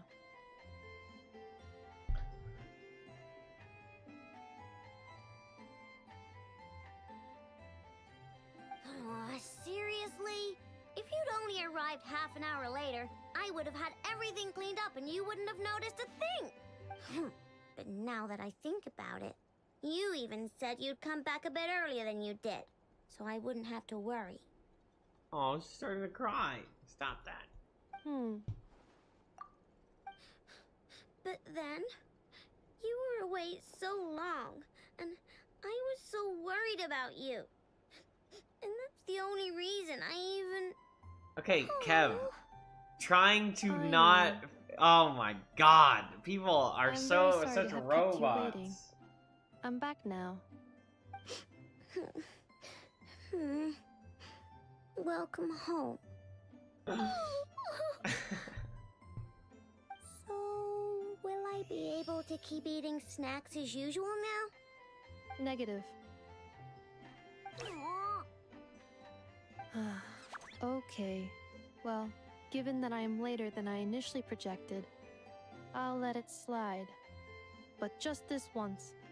Thanks, Inefa! You're the best! I know. Allow me to introduce. It's the honorary knight in Paimon! I know. Uncle Varka talks about you guys all the time. Nice to meet you, I know. Inefa's told us all about you, too.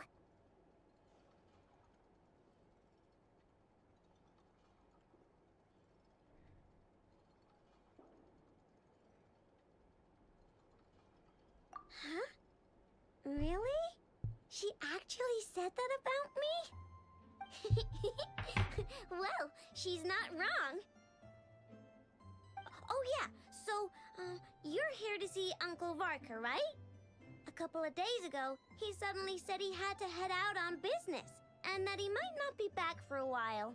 He asked me to let you know if I saw you. Yeah, we heard about that at the flagship. Did he say what he was doing? Nope. Just told me to take good care of you guys and make sure you feel right at home. Oh, shoot. Please, take a seat.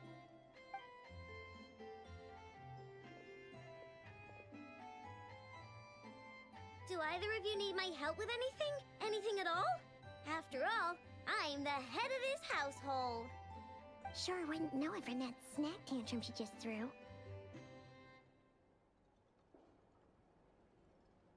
Ba-ra-ra-ra.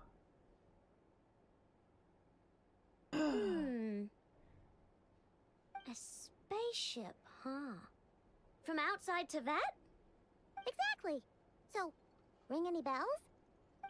No. Oh. You sure? Nope means nope. Never seen the slightest trace of it. More specifically, by nope, I mean, I've never seen a single piece of tech in all of Notcry that might have come from out of this world. Not in any new machines or in any old ones either. Huh.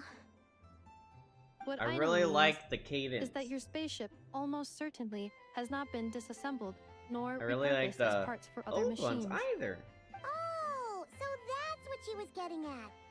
Her Yep. voice I know I've took taken apart by pretty not much being all annoying. the fun stuff in this city at one point or another, but I don't recall ever seeing any components that were anywhere near that special.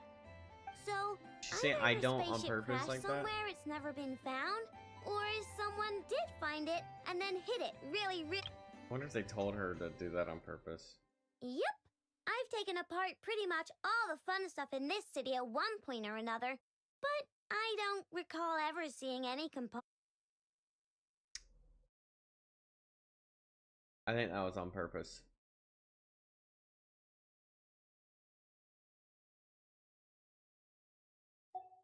But who would even do something like that? Beats me. Maybe someone who thought they could stash it away for a rainy day. Just like how I sometimes hide snacks in the...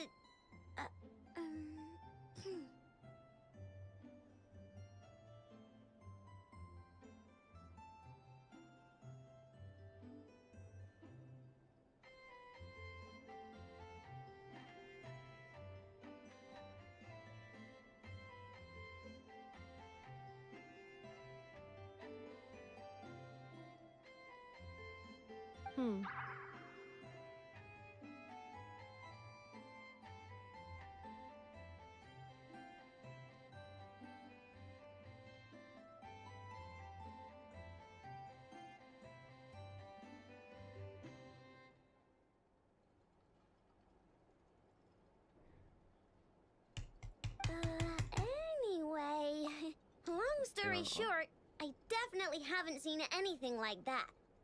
Besides, sounds like it would practically be ancient history by now. If anyone still has any leads on what really happened, it'd be the Frost Moon Scions. The Frost Moon Scions? Huh? Haven't heard of them yet? Didn't Inefa tell you about their rituals? There wasn't enough time to delve deeper into their history and traditions. What kind of rituals are we talking about? I've never actually seen them myself. Just heard bits and pieces here and there. They say that each of their moon chanters has had access to an ancient relic that lets them see the true past.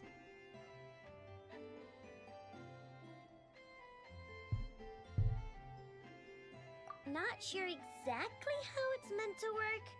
I can't get my head around anything that can't be explained by either machines or science.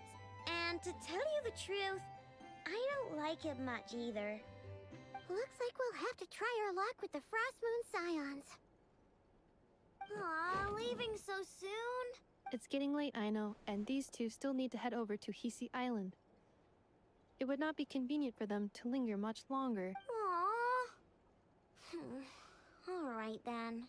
Don't worry. We'll be sure to drop in on you as often as we can. Really? You promise? Sounds like my type of... I'll be staying to look after Aino today. Hey, don't sweat it. I'm glad to hear that. Also, I must admit, I have very much missed the charging bed that Aino made for me. Hey. Money. I know you.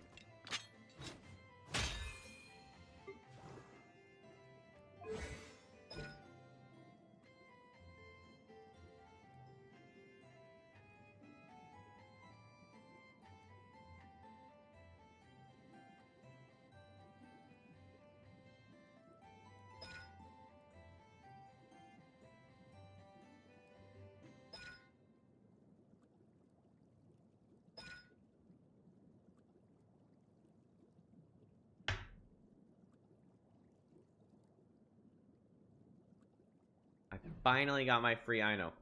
I gotta say, this is one of the First. One of the very few new characters that I don't find very annoying as like a intro to the region 4-star.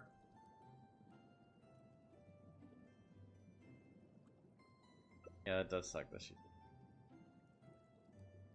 I mean, with the lore that they've kind of like surrounded, I don't understand Genshin. With the lore that they've surrounded her with already, it feels like she should be the 5-star and fucking... What is Sejuani? I just don't understand them.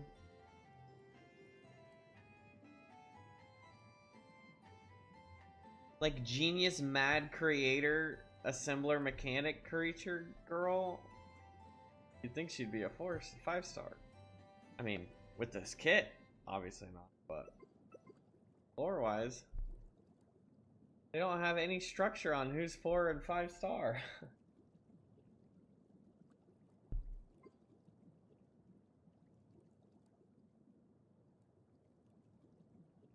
Pull your jet's ducky will fire an additional water ball. Okay, so that doesn't buff anything. Other than Hydra application, I guess.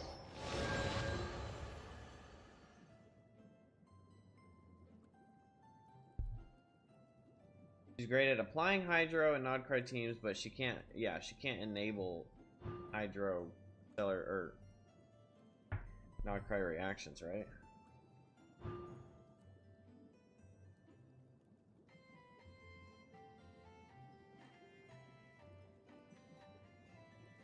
Regen, that's pretty good.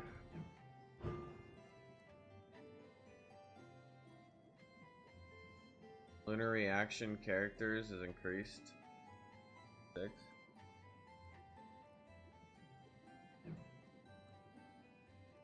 Really makes no sense because the fuck we supposed to do otherwise then? She was the first and free and then couldn't do reactions. I don't know. I'm actually like getting to this point, and I'll commence like a slight Genshin rant. Getting to this point where I'm hoping that they just come up with a, or not come up with, oh my gosh, what am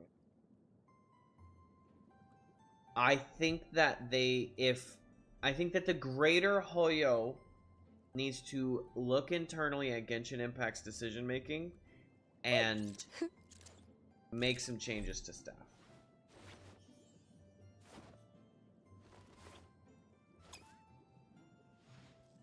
I just think that we should be making some changes to staff. I think that when you're swapping regions, or you're introducing a new region, and it is definitely the most sought after region, like everyone's been waiting on Snezhnaya to start coming out, right? And all they're doing is doing a new reaction power creep. So now we have another power creep reaction system. And yeah, we've got the Hexerite stuff. Yeah, we've got some buffs coming in for some characters that are underperformed and underwhelming and everything. It's nice that they're buffing old characters and all that. But if what I've seen is to be believed, free-to-play drops are less. Like the world farm is less, which is just ridiculous because it wasn't that high in the first place. And then on top of that, you've got like insane design choices on characters where you introduce an entire system and then you get Ino, but then then you don't have anything to react with her. They don't have any 4-stars to react. So like, I get it, they want people to buy the characters, and yeah, they want to make the money, but at the same time, you still have a large... Okay, here's the thing. If I'm purely free to play, and I tell my friend, I've been playing this game called Genshin Impact, and I really love it, and I haven't spent any money on it, and I've been having the time of my life. You can enjoy the game without spending money on it. If someone told me that, I would be like, oh, let me try it. If like a good friend told me that. And then I am in a better position than, say, my friend. We'll say Kenny. Kenny doesn't have expendable income right now. I'm in a better position to spend money. Like, it's like the word of mouth is still powerful. I don't know if I'm making the right point. Basically, like, you get your friends into the game, and then you increase the chances of getting a person that's willing to spend that money. So you do want to still take care of your free-to-players, because the free-to-players provide you advertisement. So if your free-to-players are fucking getting shit on by your decisions, then you're not gonna farm any new entrances, any new people willing to buy the $5 thing, the battle passes, you know? Because let's be honest, yeah, the whales are whales, but I think that the funds that come in from battle pass and the $5 purchases are way higher than the whales.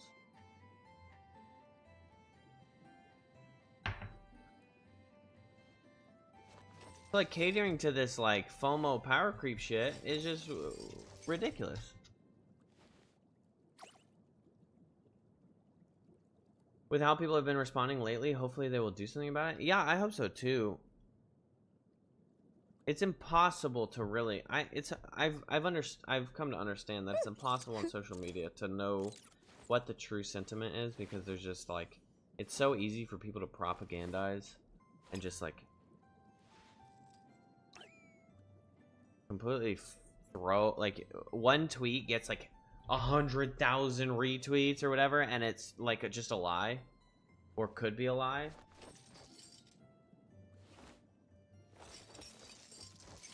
Like, I know a bunch of people have been like downvoting and giving bad reviews and doing the Google Maps shit and all that, but at the same time I saw a tweet being like, oh well, Hoyo doesn't give a fuck about any of that. People are just laughing at American gamers for being so demanding, blah blah blah. The Asian market, which is the only thing they care about anyway, is like, what is wrong with you?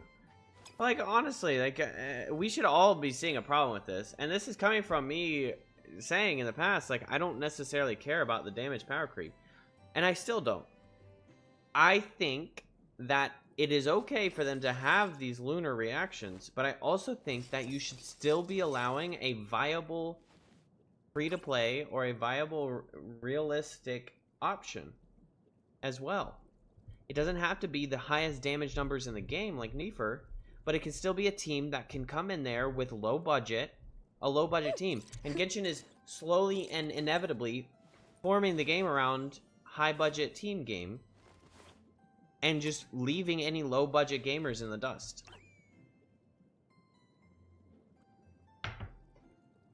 And that's the problem.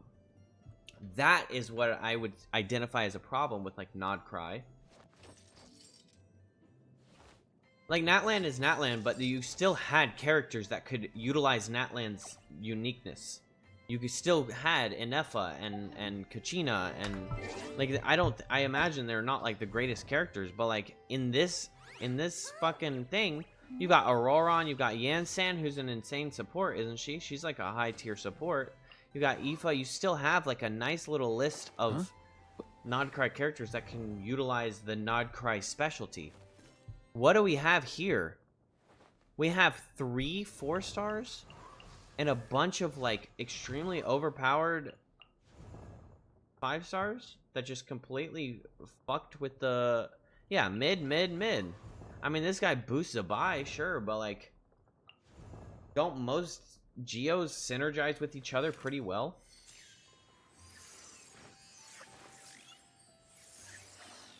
Like, I'm sure he's specifically very good for Zabai. But, and that's kind of like how it's always been. It's like, okay, the Wanderer is out, and then we have Farazan as well, and Farazan is extremely good for Wanderer. But also, Farazan was introduced to be very good for all Animo DPSs, in a way. You know, like, Farazan can buff Zhao. Farazan can bring up... Farazan's a Animo DPS buff, right? So, like, she was backwards and forwards useful. Where in the fuck are you going to put Iluga on a team when we're about to leave Nodcry in the dust? You got Iluga being in one team. I imagine. I don't know the details of his kit. Maybe he does support other Geo DPSs, and you know, as long as you get Columbina, you can just use Columbina, Iluga, and Ito or whoever the fuck you want, and still utilize his kit. But isn't he like geared toward? I'm assuming Lunar Crystallize. And he's not really mid, but Jehoda doesn't even replace Sucrose half the time because Sucrose is just better overall still, but I'd still use Jehoda over Sucrose because I like healing. Right. Like, Jehoda is like a little bit less than Sucrose, but she is also a healer.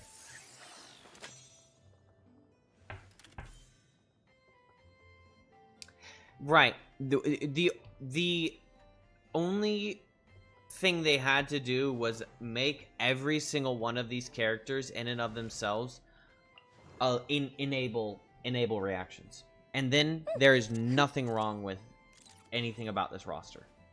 There's nothing wrong with this roster starting here all the way up to here. All they had to do was have Ino, only Ino, because Ino could introduce or fucking encourage every single character, because Hydra is the catalyst for all of these reactions.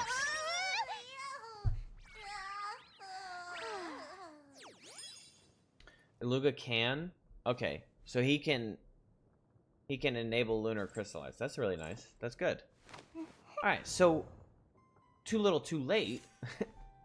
And also the most underutilized element, no offense to your Geo, but it's the most underutilized element, and it is also kind of the most strict element when it comes to reactions.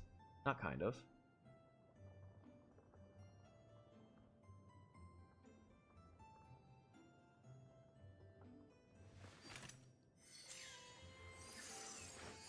Right. Like, the catalyst of all... So, Ino is the picture perfect. She's a Hydra spreader. Applicator. And she should be enabling... So, this is a... It's a stack on stack on stack decisions that they're making. Also, you introduced Snezhnaya. In my opinion, we should be updating the UI. This is the same fucking UI that we've had for 5 years. Give us a new UI. We need new UI. I think that they should be overflowing the map with fucking with pulls. Because also, I'm just thinking from a marketing standpoint. I know most of my rants end up me being like, oh, my business degree. From a marketing standpoint, I'll tell you this. The smartest thing you can possibly fucking do is give people almost enough. Don't give me 50 pulls. Give me enough to hit pity. If I'm a diehard farmer, and as soon as a new map comes out, a new section of the map comes out, and I farm the fuck out of the map to get the primos so I can make pulls, give me more, like, even a little bit. Give me enough for pity, plus some. Enough for pity plus some gets most players to that point where I could drop 20 bucks to finish off this character. You know, I'm not, this isn't even like speculation. This is just a fact in psychology and marketing. If you get somebody close to fucking getting what they want, they will spend the money. That's just a fact. If I was counting my pulls on Varka, and I got to, I lost the pity, oh darn, that's just how it is. And I was at like 50 pulls, and I still didn't get them, I'd drop 20 bucks. I would. You've seen me do it, actually. I'm pretty sure I've been like, let's just grab some more pulls real quick, because I don't feel like farming, or this and that.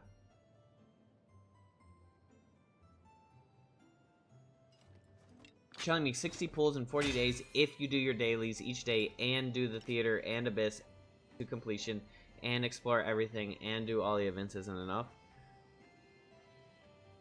I mean, it's enough for somebody that's... I get what you're saying. You're playing devil's advocate. But at the same time, from the devil's advocate standpoint, yeah, it's technically enough if you have like restraint. But also, then they bring out the Abyss and go, yeah, you're agreeing with me being sarcastic. Yeah.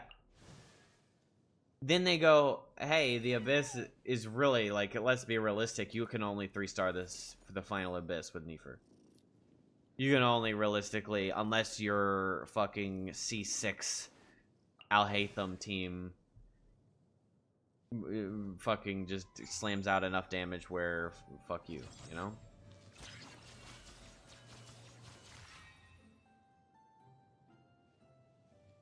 Because you have to do all that and you don't even get to pity. Yeah, which I'm sorry, like, I'm not sorry. I'm sorry to us. But I like, Wait. it is just a fact of, like, just good business. Whatever. It's so insane to me. Because it would work, I'm saying this from experience, it would work on me. If I was just under my saved up primos to get Varka, I would have bought money. I would have spent money. Because I've even said it with Al-Haytham. I was like, you know, I'll save for, I mean, not Al-Haytham, worthlessly. I'd save for him, and if I don't have enough, I'd swipe. I'd swipe for this character. I do it all the time. Exactly. And so this is the point I'm trying to make, right? Is if you, as a game company, get me close every single time, you get me close to the edge, really. Like, you edge me on pulls. I'm not saying lower the thing and make it harder for me to get the character, but, like, if I get lucky, I get lucky, and I can get another character as well. But, like, say I get lucky on Varka, and then Linnea comes out right after, and I'm like, damn, I don't really have, like, a good Geo character buffer or whatever. I don't even really know what she does. I just know that her E does a lot of damage. I really want her because I want to kind of get a nice Geo team going. An updated Geo team going. Oh, man, all that leftover that I saved for Varka because I got lucky on him, and I spent it, and I got close. I lost pity, and now I'm 40 pulls in. Might as well spend 20 bucks. And that is absolutely the correct approach with a game like the gachas. That is the #1 best approach you can take. From a company standpoint. I'm going from the viewpoint of the company needing to make money. They want to make money. They want to rake in the millions, and that's what every company wants to do, right? They want to make money off of us, so they provide us with a product. Because this is the chain. This is the chain, chat. We are supposed to have all the power. That's just what it is. The gamer has all of the power because it's our wallets.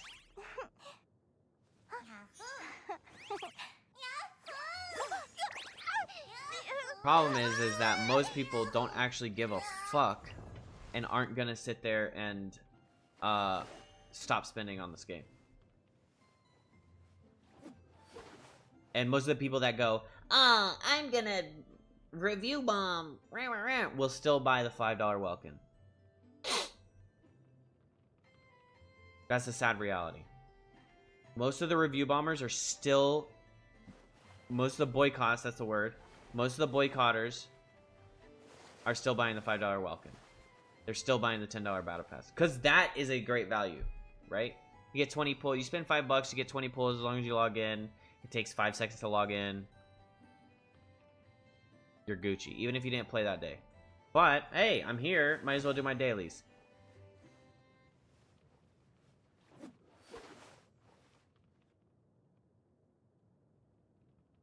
And honestly, the Welkin is kind of like an insurance for yourself to keep on getting on to get the primos.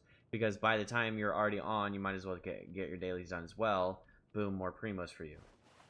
And then obviously, it's not like a ton of primos, but it adds up.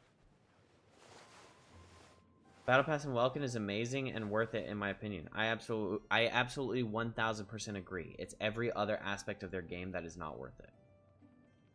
The outfits should be $10, or they come out with more outfits and do better with the outfits. I think the outfits, I think if you're gonna come out with outfits for these characters, you should also come out with visual changes.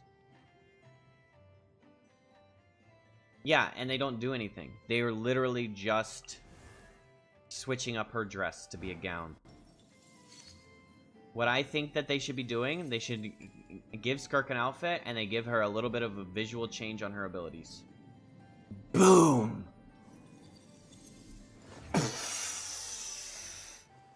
Money inflowing. Every fucking outfit gets bought. I'm not even joking.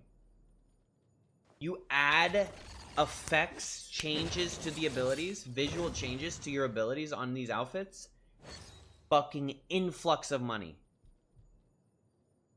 That's when they're worth 20 or whatever, $25 or how much of these are worth.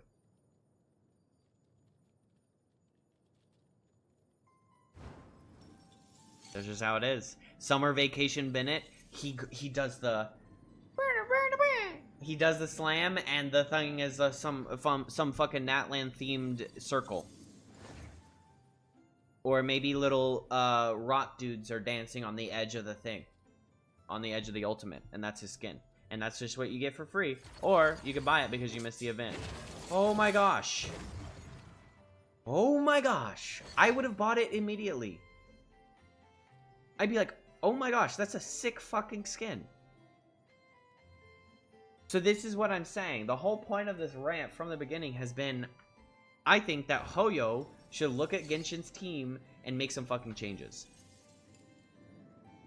You need to get an innovator in there. You need to get somebody that actually wants to make the game do better. Yeah, they're fucking raking in money, but they could rake in so much more money.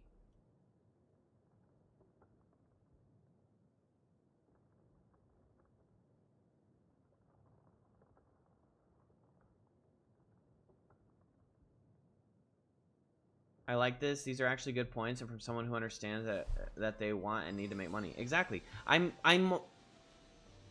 My perspective will always be from, like, I mean, I have my biases, but my perspective will always be from we got to take both sides and then find the middle ground. That is such an important thing, because not everybody agrees with each other. A lot of people will look at me and be like, you're fucking wrong. Give me 125 pulls so that... Wait, that's not enough. Give me 160 pulls every patch so that I'm guaranteed the new character. What's wrong with you? No, they can't make money that way. If everyone could just get every single new fucking character for free, they can't make money. So they give you 130 pulls. Some people are going to get lucky, some people aren't. Next character, you might be getting lucky. Other people aren't getting lucky. You have a little extra. Maybe you put a little into the weapon pull. Don't even get me fucking started on this weapon pull. Holy shit, nobody does your weapon pull the same way you do. You don't even have a competitor for the way you do your weapon pull. Just make it so that if I want Zabai's weapon after I spent all my fucking Primo Gems on Zabai, I get her fucking weapon in 50 pulls. Holy fucking shit. If you lowered the pity on the weapon pulls, most people will have dumped their pulls into the character. You lower the pity on the weapon pulls, boom! You've got people spending money on the weapon. I mean, not everybody, obviously, but a large percentage increase of people will drop money on that weapon because it's guaranteed. There isn't a 50-50 or whatever, 75-25, whatever the fucking stupid-ass percentages are. 37-25. Fuck you. So you've got your guarantee, I'm getting my weapon, and I'm getting my weapon sooner. By the time you get the character and lost the 50-50, there's no chance of getting the weapon. Because you're probably already in the hole if I was like, I'm dead set on getting Varka, I'll spend some money on it. I'm already in the hole. Actually, a lot of people go sunk cost fallacy then. So then people will go ahead, well, if I want to maximize my Varka that I've already invested heavily in, I might as well spend some more money and get his weapon.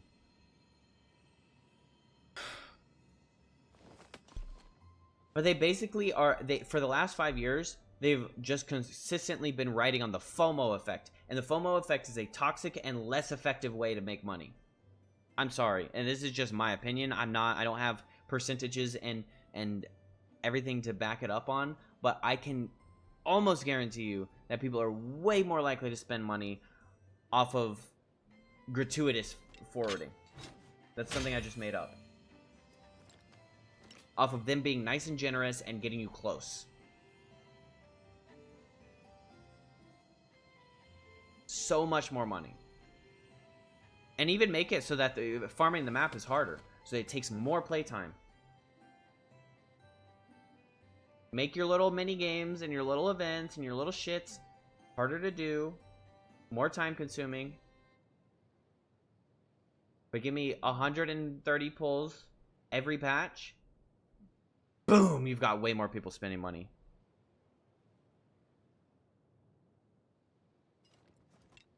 Oh my gosh, you got so much more money. Give your character skins effects, visual changes on their abilities. Yeah, you gotta invest more money, but I am sorry. The return on investment would be so much higher. Because it probably, I would say it probably cost them like fucking... If I'm just talking one purchase is $20, right? So, okay, I'll just say this. Buying a pack of straws for a restaurant is probably like 60 bucks. But then the drink costs $5. And a pack of straws has 200 straws. So each straw probably costs like 1 cent, if that. Okay? So yeah, you spend $60 on all these straws. Holy fuck. $60 on straws, what the hell? But then you back that up, that's 1 cent a straw. Same thing. It might cost a little more to make those skins. You do $20 a skin, and you actually have a good reason for everyone to buy the skin. Way more people are buying that skin. Boom. Return on investment makes the cost of the skin, cost of producing the skin way less, and your profits are way higher. Because I mean, throwing in a new Varka skin where he's in all black or whatever you want to do with him.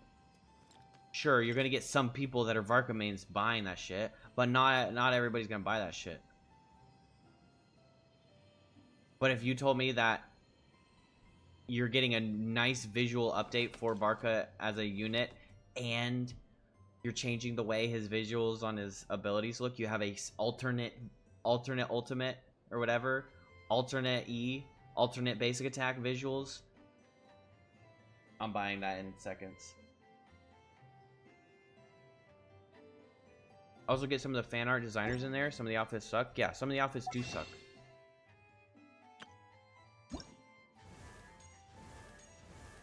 This is very pretty. This is not worth whatever that is. $20.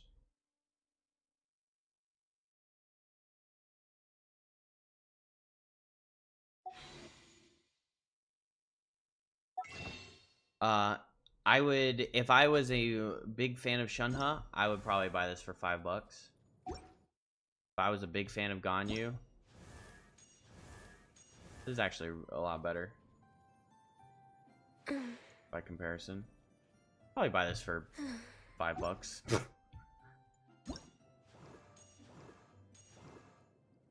I mean, it's just like, oh, let's put a new dress on them. Yeah. I mean, they should definitely hire me to give them consultations. But like, I mean, maybe if that happened and they showed me, hey, here's the money, here's the fucking like layout on all of the things, the income, all this shit, and you're wrong. I'd be like, have you even bothered trying? Because I know you haven't.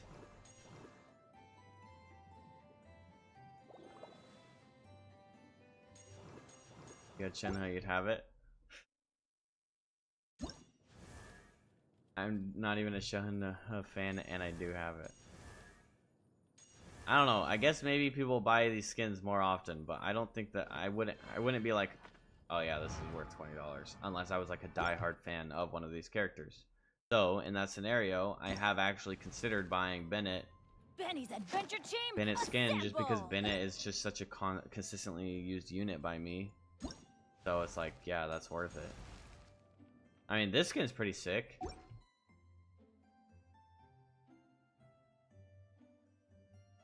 Because this is actually like a big change up.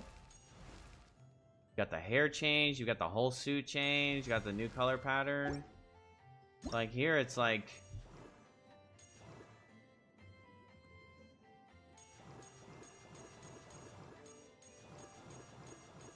this is not enough of a change to warrant a $20 purchase.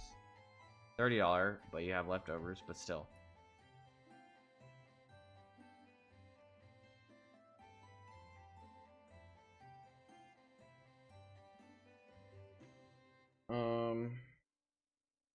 Yeah. I really do think that things have consistently gone in a downhill when they should have gone in an uphill. Because like at the end of the day, the more money that they have raked in, the more give back they should be doing. Yeah, I mean, D-Luke is definitely going to be used more than you realize because you spend money on the game. D-Luke is a... He's how many standard banner free-to-plays are there? Like standard banner main DPS, I meant. You got like catching. But like D-Luke is a way stronger, like way more persistent in the story. I bet D-Luke has a pretty heavy fan base. You got Tainari catching D-Luke. And I guess Yume Mizuki. Yeah. Yeah, it's probably not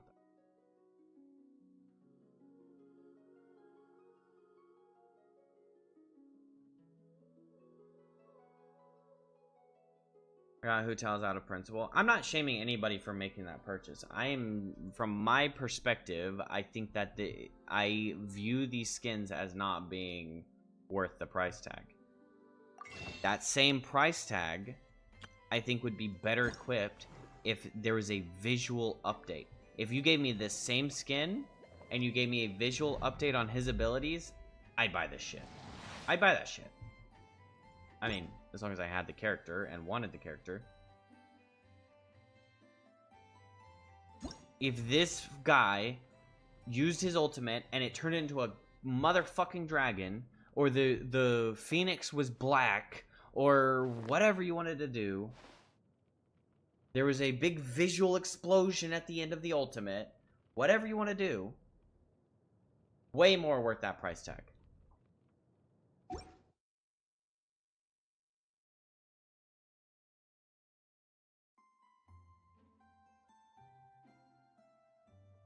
But this one had like a whole big ass event going with it.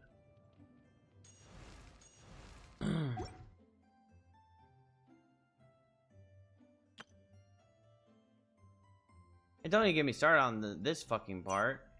I'm sorry, but 5 is so outdated.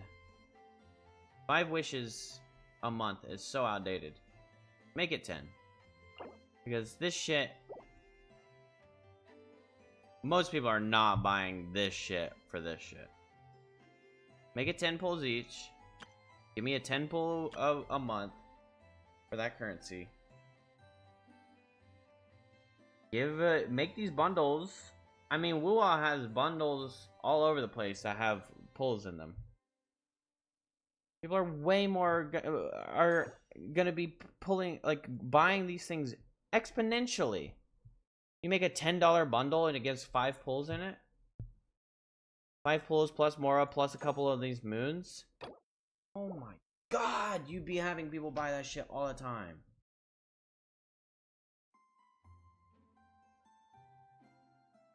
D-Luxe does change animations? Oh, then that's good. Make more of those. Every single character skin should have a animation change to it. But honestly, it's possible that this one came out and it didn't really sell that much, and that's why they've never done another one that has like animation change.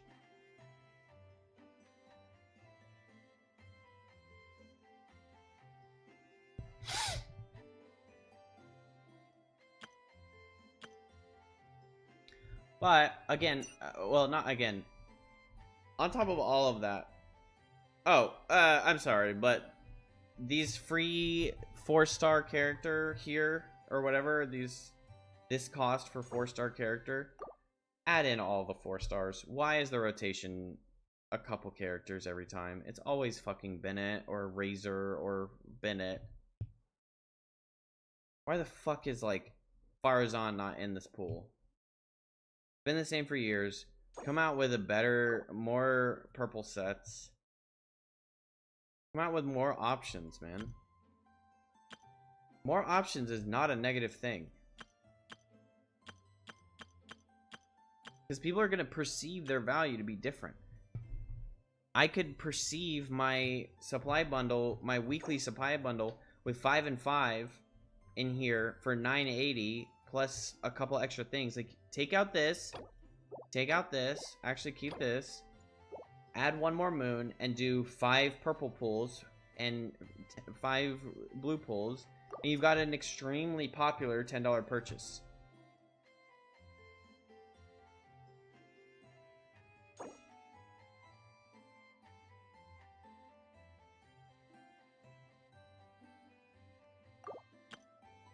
Which is $9.80. $15 purchase. Got an extremely popular $15.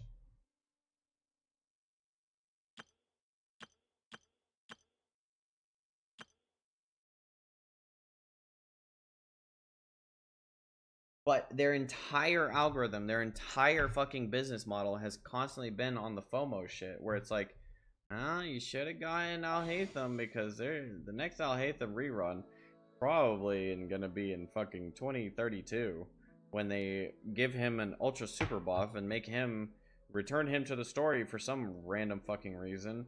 And now Alhaitham is a Giga Chad again, and you should have got him a long time ago. Because for the next 7 years, you're gonna wish you had Alhaitham, but you're not gonna see him again until 2032. Because I doubt Alhaitham's gonna be on the fucking Chronicle. That would be nice, but I don't know how people would react to that. React to what?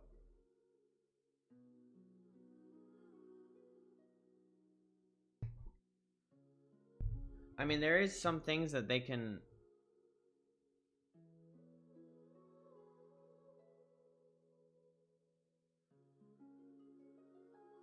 Isn't that how people react to Battle Pass weapons at times?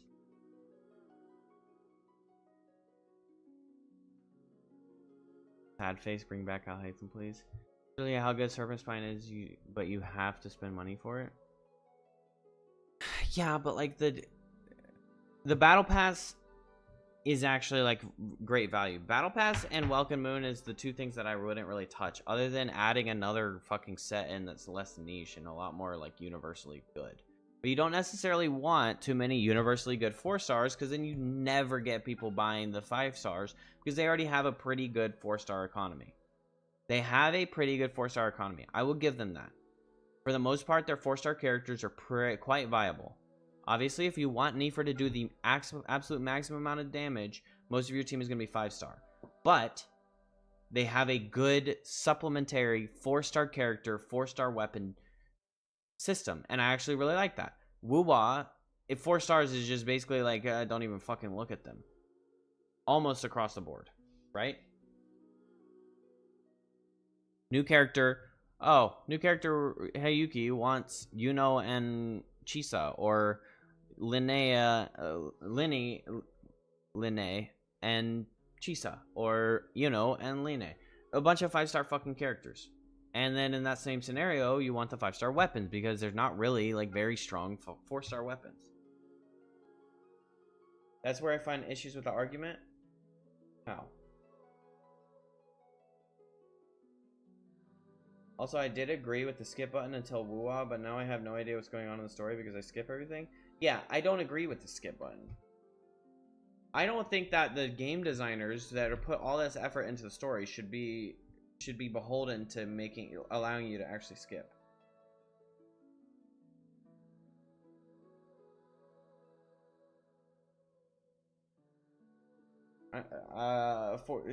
Skip is a side quest, side event benefit that I think should absolutely be in that. But as far as the Archon quest, no way should I think you should skip. Because they crafted the story. It's a single player game. And they crafted the story. I'm not skipping fucking Witcher 3 cutscenes. Why would I be skipping Genshin cutscenes? So, I don't really care about the skip button part. I think that if you're in a side quest, and there should never, honestly, none of the dialogue other than Archon Quest should be required dialogue where you have to wait till they're 75% of the way through before you can skip to the next line. I think, like, you should be able to skip to the next line for every single one. Just click, click, click, click, click if you wanted to do that. That's fine. Especially when it's unvoiced. But Archon Quest skip, yeah, keep it out. And then none of these are like, oh, look at WUWA. If we're being real though, it's mainly 1x characters, 4 stars that are cracked. I mean, yeah, I agree with that, but there's still like viable there's still consistently viable characters in a lot of scenarios. You've got Chevreuse. You got gaming as a main DPS. Lynette is I'm assuming a decent DPS. You've got Farazan that's really, really good in slot for a lot of NMO DPSs in that scenario. I'm assuming Farazan would be really good for Lynette. Farazan's amazing for Wanderer. I'm sure she's great for Haiju. Fuck his name is. Sure she's great for Zhao, but you probably don't slaughter. I don't know his team. I just hate when people use it and complain about not understanding the story. Yeah, I mean that's just stupidity. Like, you've got viable 4 stars even after that.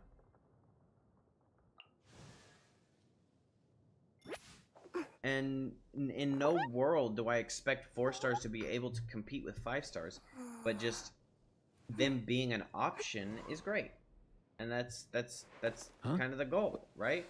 But then you get into here, and it's like the whole spark of this whole conversation was that Aino came out, and she doesn't enable anything. She just spreads water, and she's decent for Flynn's until Columbina comes out, and then she's decent for nobody. It's a kind of just pointless unit.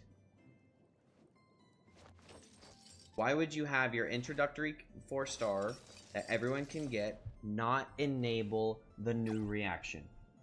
She should, all she had to do was be able to, she can be as bad as she wants to be, just a hydro fucking battery, a hydro water droplet, throw it on everybody creature.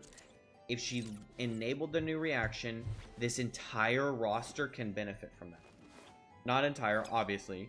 The entire roster of Electro, Dendro, and fucking Geo can benefit from that.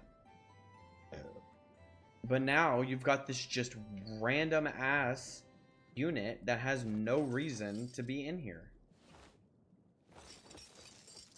Nowadays 4 stars are either really good or really bad. Also, I don't agree with that Aino take. How so?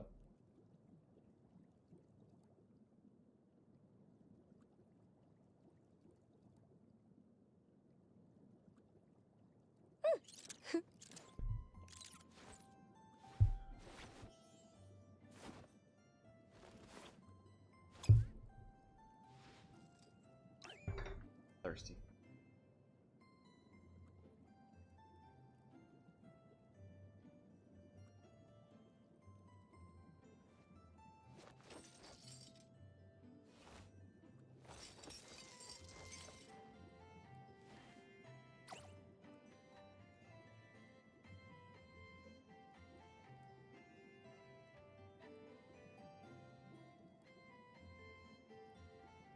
She still has her niche of having a burst that unconditionally applies hydro. Yeah, but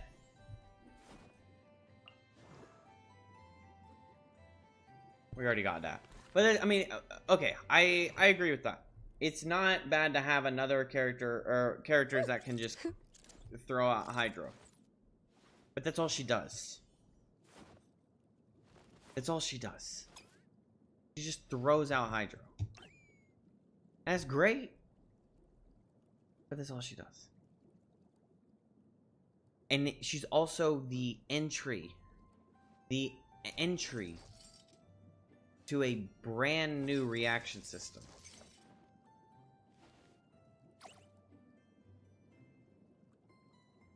Oh, unconditionally. Okay, that makes sense with the unconditionally part. Yeah, so she's an unconditional Hydra applier. So she does have her uses. But then, like,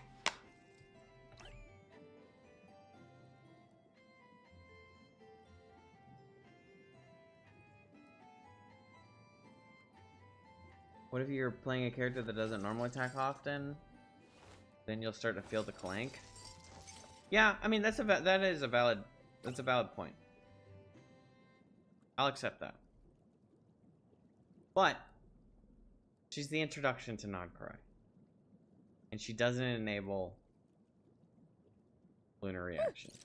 What are we doing?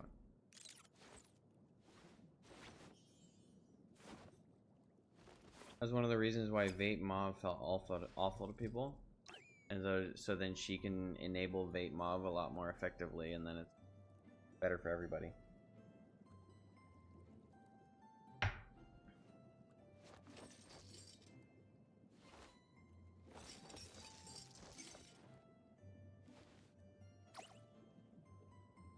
I do really like Aino's design.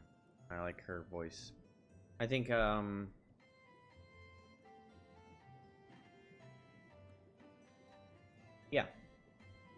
But even if we just went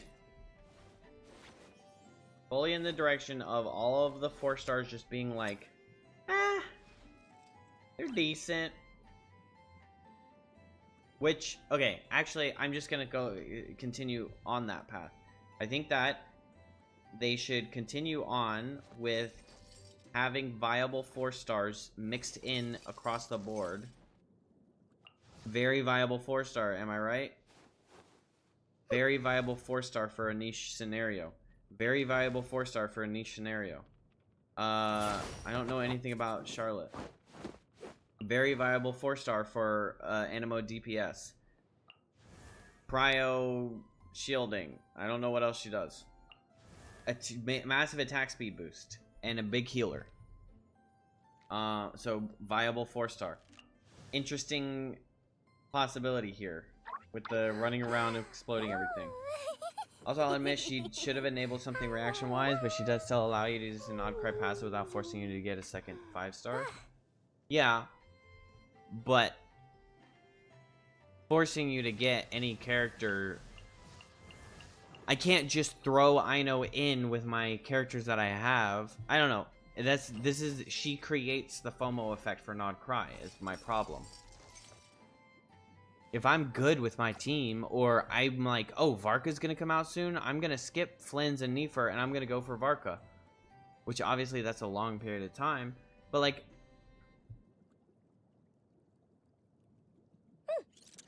why can't I have Aino and Varka and use fucking Lunar? There shouldn't be, I just think that there shouldn't be a concept in the game that is inaccessible except for a small subset of characters.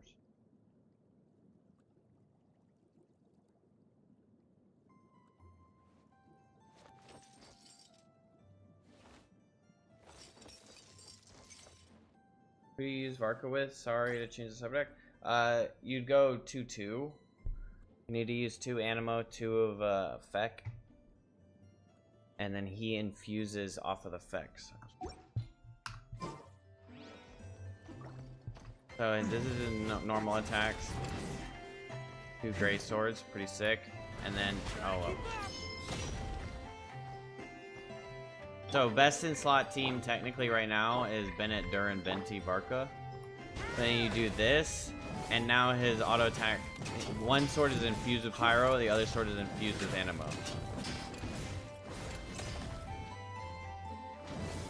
And then he has this blast, so he has 2 E's in that chain. Well, okay, so you're going based on, this is like all boosting, and then Duran provides a massive shred for the 2 elements that create a reaction. So the way Duran works is he's gonna, his reaction and his ultimate creates a res shred for Pyro, and then whatever interacted with his Pyro. So that would be Swirl. So then Animo and Pyro would have a massive res shred. And then Venti's providing a boost, Ben is providing a boost. So now you don't really have like a vape or a melt scenario. You have a red shred off of the Swirl scenario. And that's where he's pumping out the damage. On me.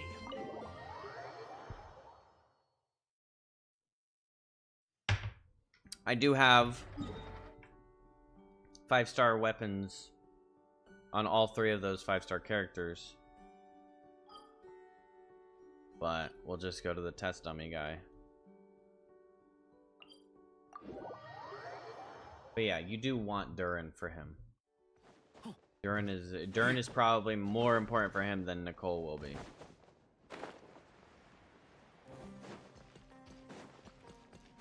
Unless you like swap Durin for like a...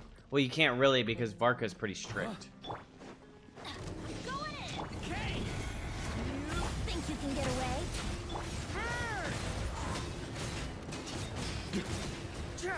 Up the ante!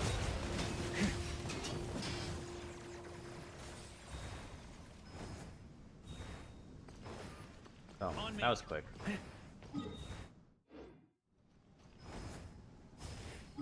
And I did the rotation wrong anyway.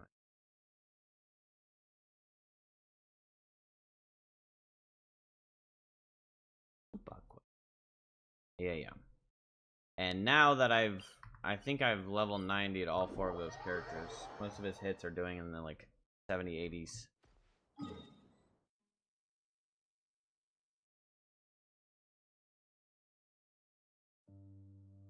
Region-specific shields really shouldn't exist, though. That's the real FOMO. Papilla is the only reasonable one for me, and even that's dumb. Region-specific shields as in, like, Natlan shield?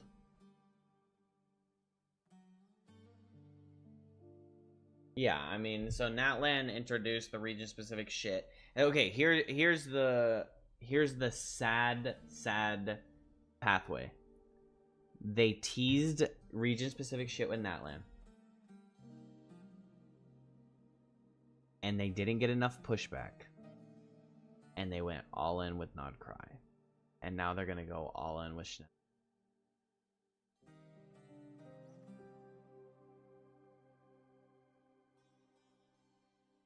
And that is the problem right there. Because most of the time, a newish concept that's kind of like light is gonna be a test.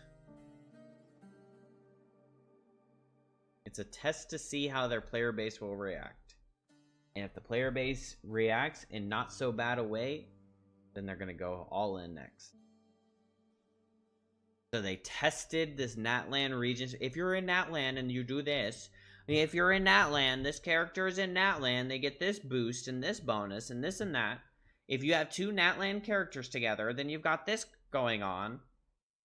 And it wasn't that hard. It wasn't that big of a deal. It didn't affect the gameplay as much. And it didn't cause much of an uproar. And what little uproar they got, they're like, okay, this sample size is pretty decent. This sample size isn't too bad to handle. Boom, Lunar Reaction comes out.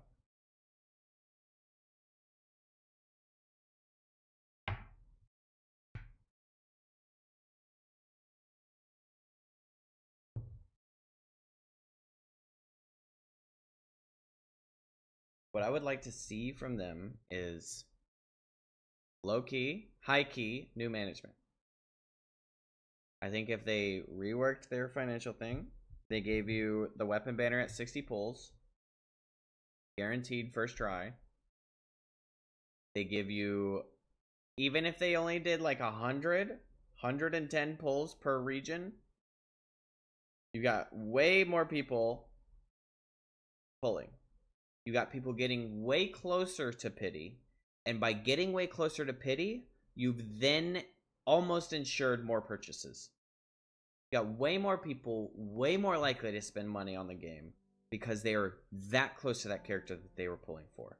Because sunk cost fallacy is a real thing, and I think that going after sunk cost fallacy is a lot bigger of a deal than going after FOMO. If you're preying on the two stupid-ass psychological problems that we have as a society, I think that a stronger and a healthier version would be sunk cost fallacy.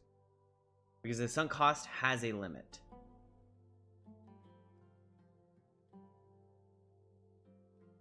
Because now you've effectively bred a massive group of people that think that you just need to get Nefer and get every possible upgrade possible so that you can do the highest damage in the game, and that's all that matters. And the Wanderer sucks, and Alhaitham is garbage now. And oh, why would you even play as Alhaitham in the overworld when you could just go pull for Nefer because she's the highest damage in the game? Why the fuck would I care? But not everybody has my mindset. Not everybody can look at the strongest damage dealer in the game and her support, which enables her to be the strongest damage dealer in the game, this combination right here, and be able to dodge. I can dodge because I don't care as much. Not everybody can do that.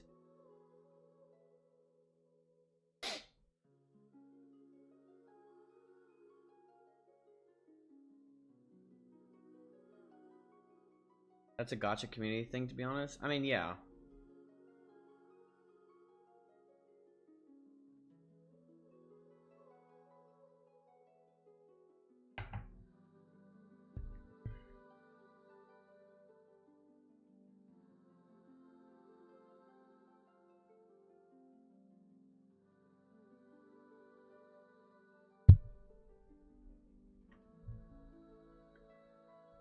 Because if we're being real, as crazy as it is to say, Genshin is on the more forgiving side of gacha. Good. That's good to hear. And I have been like kind of absorbing some stupid sentiment, and I haven't necessarily felt that it was that hard to get the characters that I want to get. And I also don't think that I am deserved to get every single character on the roster for free. I don't think that at all. I just think that you would have more money coming in if you were a little more generous in this scenario. Because right now they're on a downtrend on how generous they are. They're becoming less and less generous, and they're making it more and more important to get the 5 stars, because most of the 5 stars synergize specifically with each other rather than being a big universal one like Nicole. Wow, Nicole came out. She's a lot more... Actually, I'm going to backtrack on that, because Durin is also quite universal. Durin is useful on a lot of characters. Granted, you should put a Hexerite character with him, but that's not hard to do. You've got Sucrose. You got Venti. You got Nicole now. And then on top of that, if you do Nicole Durin on whatever team, and then you've got the Hexerite and you've got the little Pyro Resonance bonus.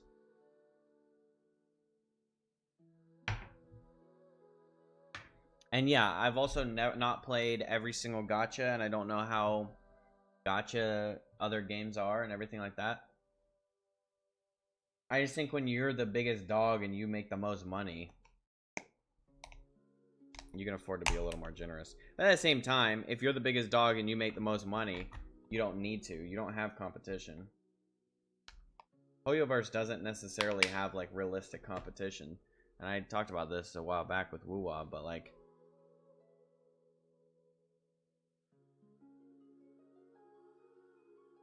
Arknight's infield has no pity carryover and guaranteed is way less generous? Damn.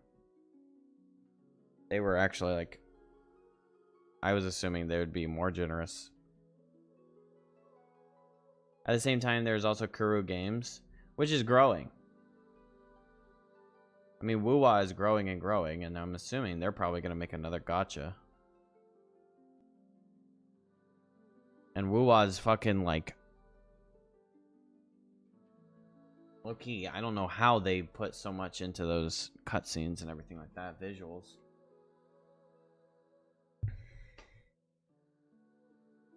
I mean, WUWA is a great example of what Genshin should do, and then Genshin makes more money. And actually, I'll say this. This is kind of like a slight influence on it. I just saw somebody go look at Prune's intro trailer versus Siege Weenies. She's a 5-star, Prune is a 4-star. And look at these comparative. And it was obvious that Prune's had a lot more budget put into it. So maybe they do kind of go in that direction.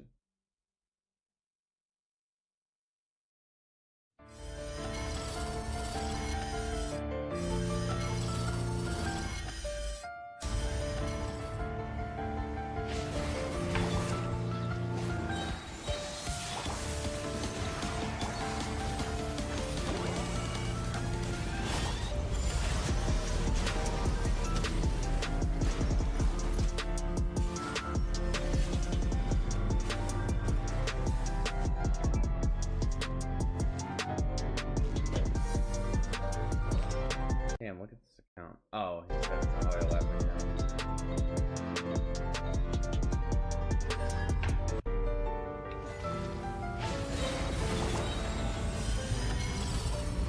That's a sick intro for her.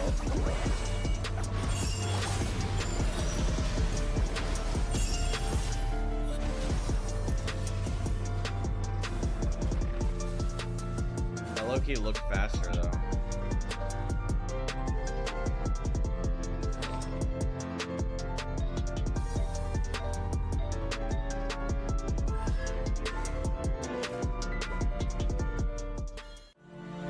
Wisdom or power? It's not about the strongest hit being better, right? It's about all of the hits being better.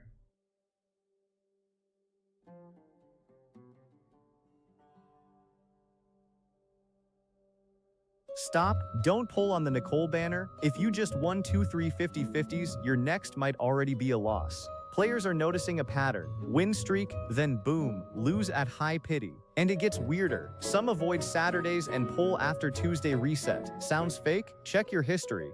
Did you just lose at high pity? Stop, don't pull. Yes.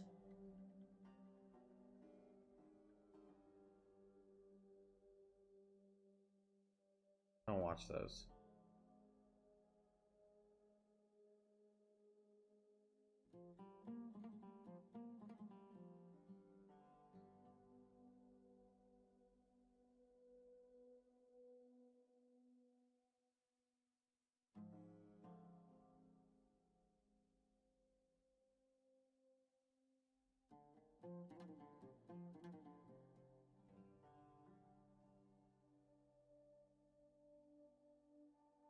I didn't know what that was.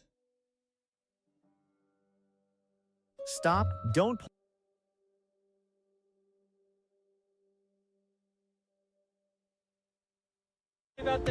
Stop, don't pull on the Nicole banner. If you just 1, 2, 3 50-50s, your next might already be a loss. Players are noticing a pattern. Win streak. Is removing 50. Even.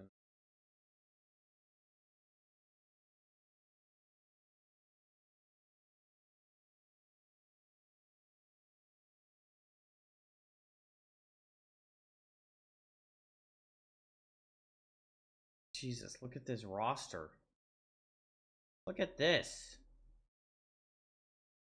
Raiden coming back, Columbina, Sitlali, and Syndrome all in the same fucking patch.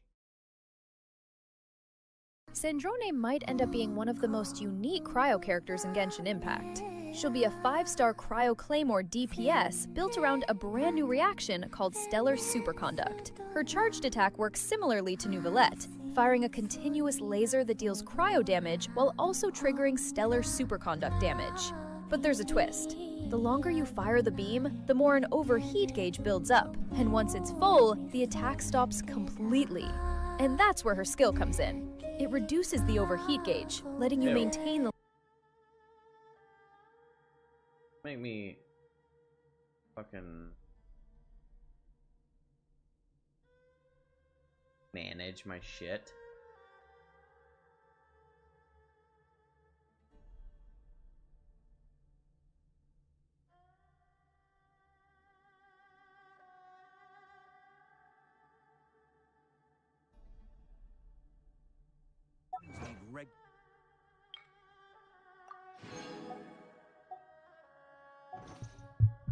Where am I now?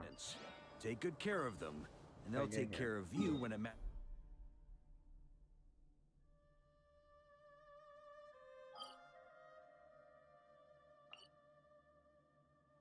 3:30? How do you think this is, chat?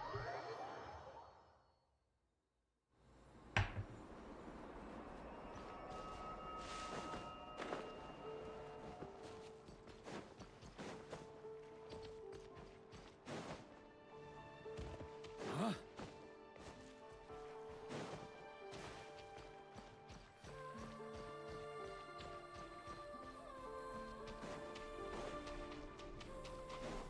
On me. Oh yeah, I wanted to grab the little bugs. Seeing Anafa and Aino reunited like that sure was heartwarming.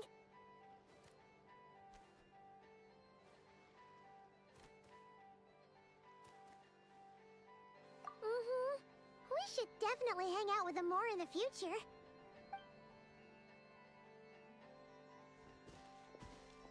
Speaking of homes, we must already be close to where the Frost Moon Scions live. The vibe here feels different, just like the scenery.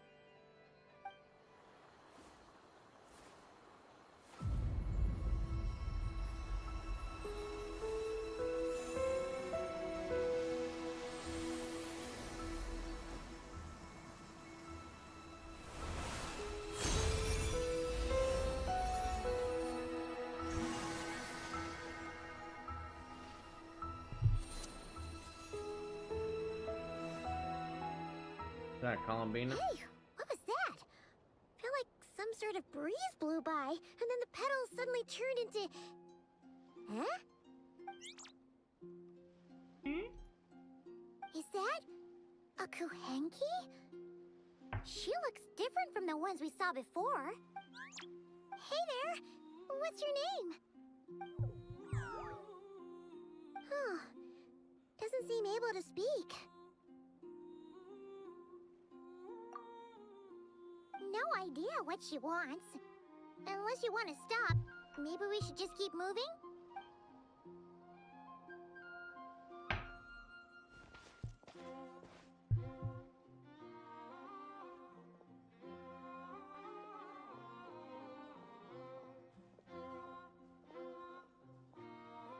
She's following us! Go on now. We've got stuff to do. Best you find someone else to hang out with. Hey! Don't make it sound like Paimon's some kind of meanie. Paimon had no idea what she wanted, okay? Ugh. Anyway, next time Paimon sees her, Paimon promises she'll be nicer. Seeing as we're on our way over to meet Lauma anyway, we can ask her about it while we're there.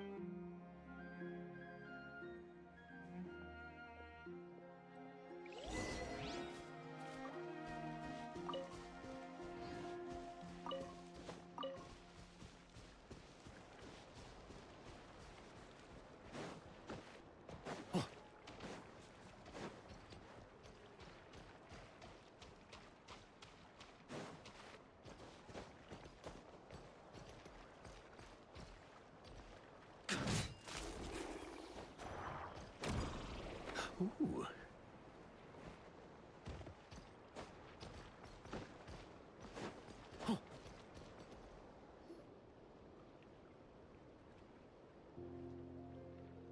Huh? Hey, look! Isn't that Lauma?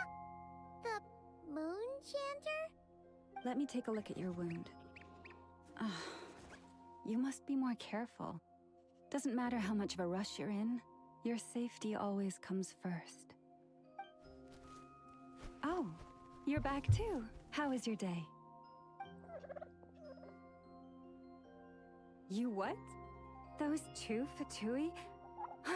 The ones who were causing trouble in Nasha Town? You went to teach them a lesson? And you put that in their food? You naughty little thing! How could you do that? They didn't notice. That's not the point. You mustn't do that again, okay? Next time, at the very least, bring a few of your friends along too. You'll be an easy target if it's just you on your own. Hey, Wilma! Still remember us? Oh, it's the Traveler and Paimon, isn't it?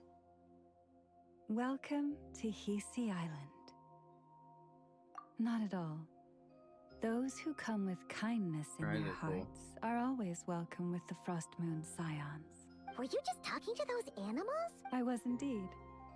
The Frost Moon Scion's bloodline is unique, for throughout our history, there have been many among us who could communicate with all living things. What was that? Oh, is that so? The bird we saved. She says she was trapped in a plant earlier, and that you were the ones who rescued her. She wants me to thank you on her behalf. Oh, it was nothing. Barely lifted a finger. If you both are free, why don't you join us at the Frost Moon Enclave for dinner? Consider it a small token of thanks for your kindness. We'd love to! And actually, we had something we wanted to ask you anyway.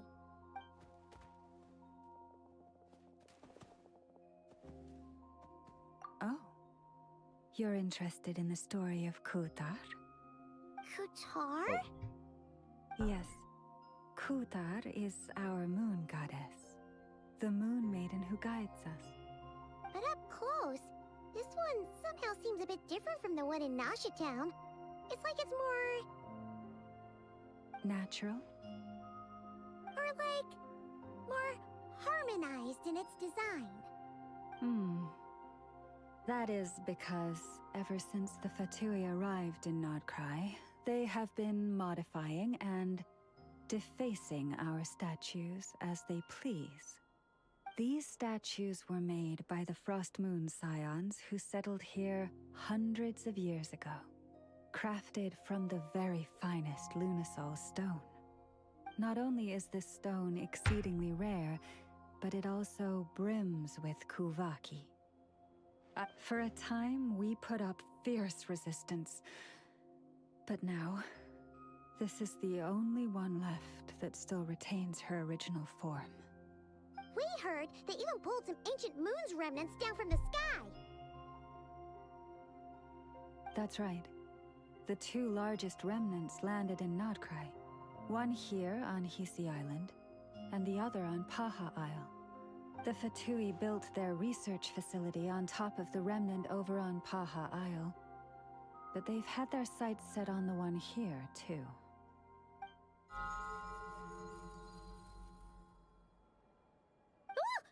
Oh! It's that little Kuhenki again! Surely that can't be. Hey! We've been wondering what was up with it, too. It just appeared out of some petals and hasn't stopped following us since. No, that is no ordinary Kuhenki. These we name Luonnotar, beings born from the moon goddess's blessing. Can you understand what it's saying?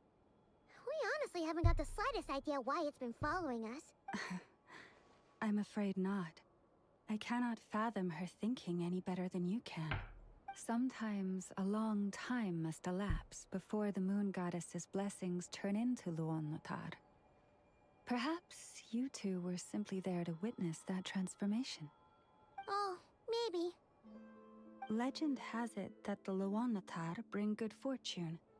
Given that she seems to have taken a liking to you both, why don't you let her come along with you? Really? Then you can start by helping us find some more treasure chests along the way. Capiche?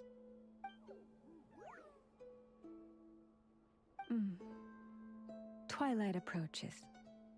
If you would hear more of the moon's story, then let us make our way to the Frost Moon Enclave. Beneath the gentle moonlight, I shall share this tale in full.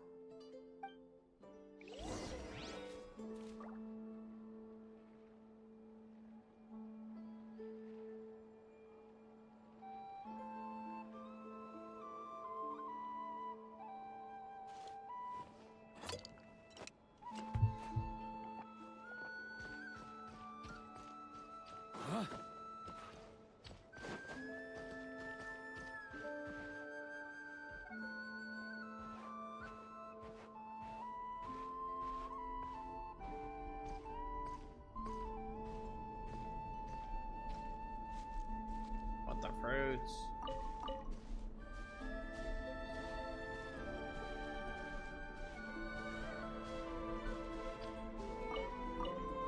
Here.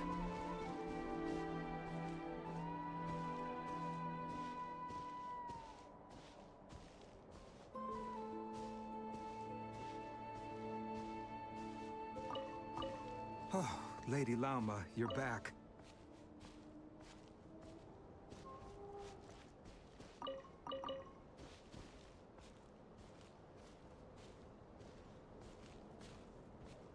Come day or night, may the blessings of the moon goddess shine down upon you. Oh, he's so cute.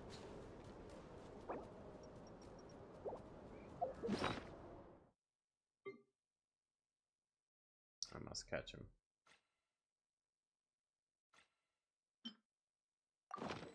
I like to drink on occasion. Any and every occasion. Good one.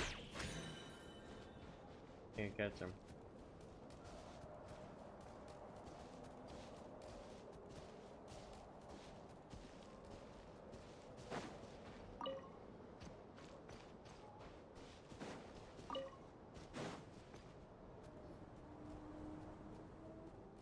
Lauma, you have returned. Wilhelmina, this is the Traveler and Paimon. Kindly arrange for 2 additional dinner settings for our honored guests.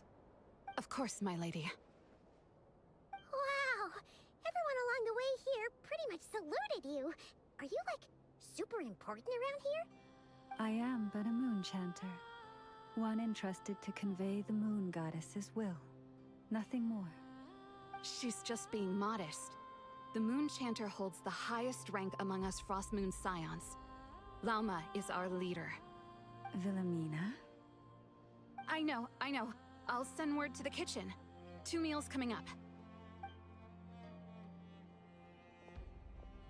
Whoa! Paimon had no idea you were such a big shot. It is merely that the unique traits of our bloodline have manifested themselves especially strongly in my person. That is no accomplishment of my own. Please, follow me this way.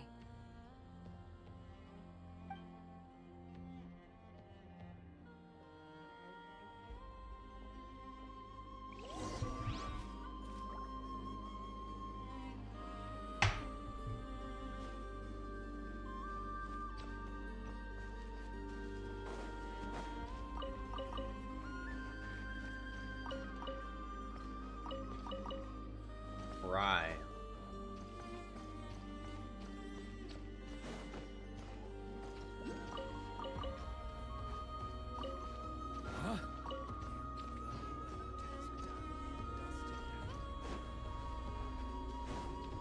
Here.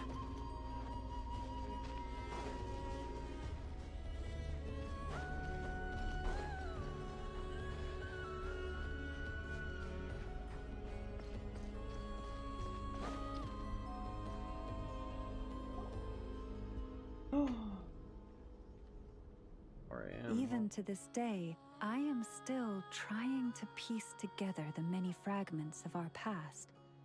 It is a story not only of the Frost Moon Scions, but also of the moons themselves. A story of the moons? Yes. We Frost Moon Scions are the last descendants of the ancient golden realm of Hyperborea. Its former glory may have faded, but what remains is a memory uniquely ours. In the distant past, Tevat had not just 1 moon, but 3. It is said that they were created by the primordial master of this world, cast into the firmament to keep peace in the land below. Firstborn was the eternal moon, largest of the 3. Legend has it that it was her immense Kuvaki that gave rise to the ocean tides. Next was the Frost Moon. Smaller than her big sister, yet brightest in radiance. Her glow became the cold, undying lantern of the night. Finally came the iridescent moon, smallest of the sisters. Most of the time, her light was barely visible to the naked eye. Yet when she shone, her fleeting halos were all the more mysterious for it. Wow! Sounds like it all happened so long ago. So, what happened to them afterwards? Afterwards, well, as you have seen, the 3 moon goddesses perished. This happened in a war triggered by the Descenders, and of the 3 lunar husks, only the frost moons survived unbroken, while the others were shattered to pieces. Oh, so that's why there were ancient moon's remnants in the sky. Yes. It is also said that when the moons shattered, most of their fragments rained down upon this land like stardust. That is why Nodcry is blessed with such an abundance of Kuvaki. As for the remnant that the Fatui recently pulled down, that belonged to the Eternal Moon. Wait a sec. But you just said that 2 of the moons were shattered, so where are the remnants of the iridescent moon? The iridescent moon's remnants were never found. What happened to her after the war remains a mystery. Some say she vanished in an instant, while others believe that her remnants are simply too delicate to leave a trace.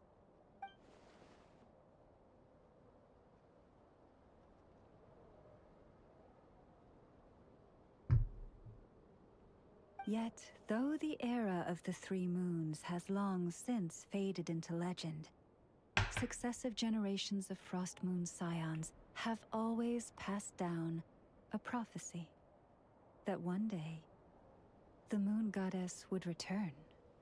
And in the end, that prophecy did indeed come to pass, though not quite. Lady Lauma! Lady Lauma, are you there? Cappy, what is the matter? Lady Lauma, it's my daughter, Karina. Her illness. Take me to her, right away.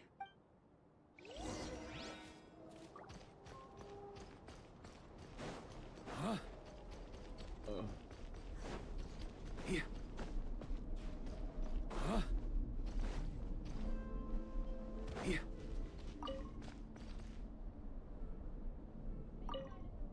On me. Here.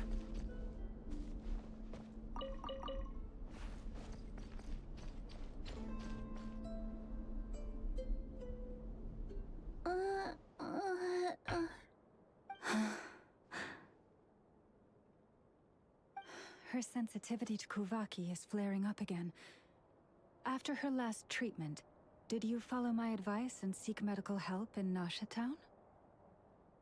But those doctors are all Snezhnayan.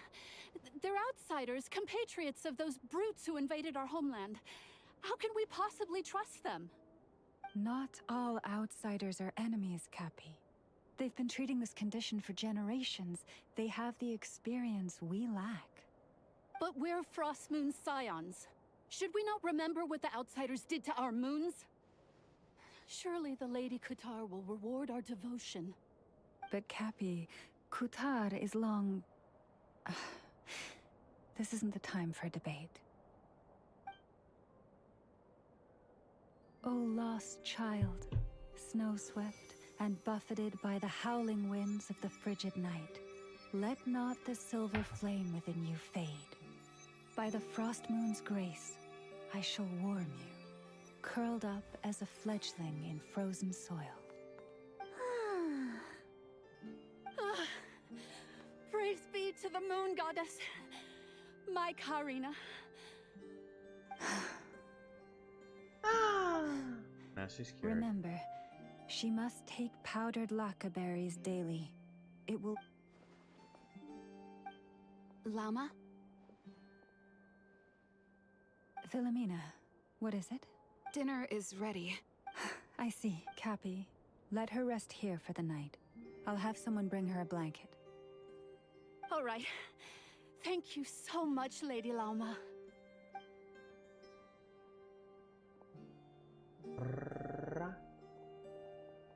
Will she be all right? Yeah. If there's anything at all we can do, please don't hesitate to ask. Thank you for your kindness. For now, though, Karina should be fine. She'll be feeling a lot better tomorrow.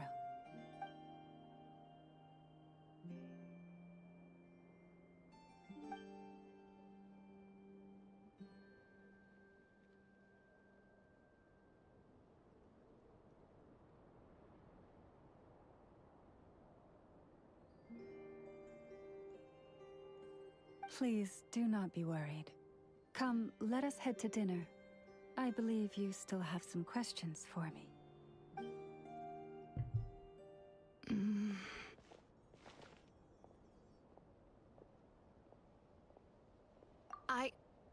Oh, sorry. Yes, I'll be coming too. I was just thinking about something. Oh? Lauma makes such an unshakable moonchanter. Calm, capable, someone we can count on. Deep down, though, I know she's been quietly carrying the burden for the rest of us. Traveler, Paimon. Believe me when I say that as a fellow Frostmoon Scion, I do worry about Lauma. It's just that sometimes it's hard to say it to her face.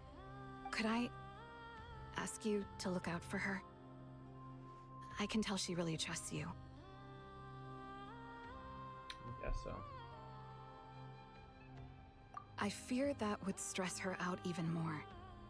Sometimes I really admire her strength, but at the same time, I can't help feeling powerless myself.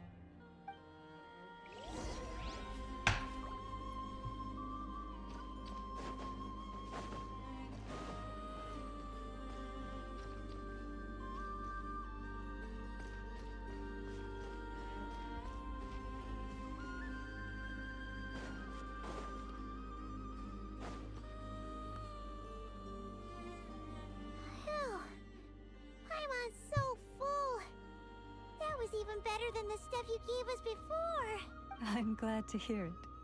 Thank you for accepting such simple hospitality. Hey, we should be the ones thanking you. How did you even manage to finish it? This slop's barely edible. Then again, I guess that's what you'd expect from savages. It's you! Those rude old Fatui we just met back in Nasha Town. My sincerest apologies. If you found the food we gave you earlier difficult to swallow, may I suggest taking a deep breath and joining us? These delicacies might change your mind. After all, I suspect that your previous meal may have been tainted with something most unpalatable. Huh? What do you mean? With the bitter snobbery of those who call themselves civilized. Why, you? Looking for a fight? Sure, I'd be more than— Hold it! We're not here to brawl. Yet. We're here on official business. Orders from above. We're here to deliver the Frostmoon Scions a warning. Or rather, a final ultimatum. You have 3 days to hand over the relic and reveal the whereabouts of your so-called Kutar. If you fail to do so, the Fatui will immediately begin the cleansing of Hisi Island. Which, by the way, is the sovereign territory of the Tsaritsa of Snezhnaya. What insolence! Your demands are outrageous! For generations, this land has belonged to the— Dear guests, allow me to save you both time and trouble with a speedy reply. The Frostmoon Scions will never hand over anything to the Fatui. And to those who set foot on our land with ill intent, I say this. With your blood, we shall draw an inviolable line in the snow. That applies to you, too. Stubborn savages. It's your turn.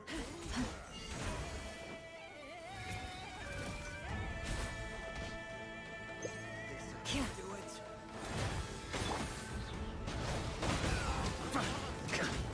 Got a bit too cocky. Okay, that burning did a lot of damage to me. You'll pay for this. Mark my words. Hey, if you're so tough, get back here and put him up! Huh. Guess all they're good for is running away. I'm so sorry. You've had to put up with far too much unpleasantness today. Come on, it's not your fault. We don't like bullies like them either. But still, they mentioned a relic in Kutar. Oh yeah.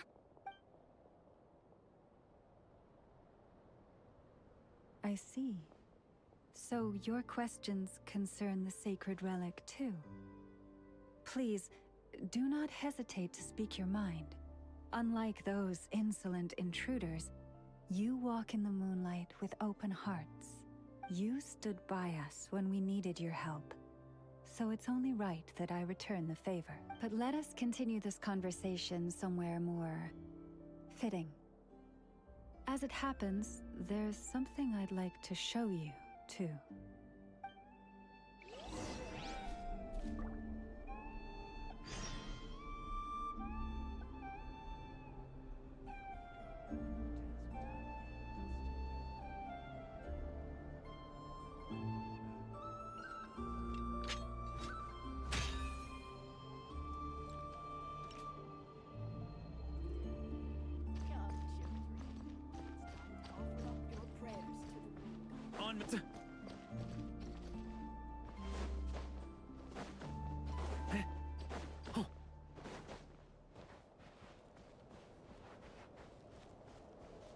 Whoa! Now that's one huge statue. This is the statue of our goddess, the Moon Maiden Kuthar.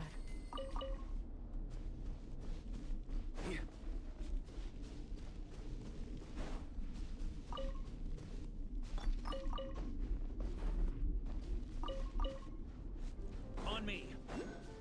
Oh, it's a new artifact route.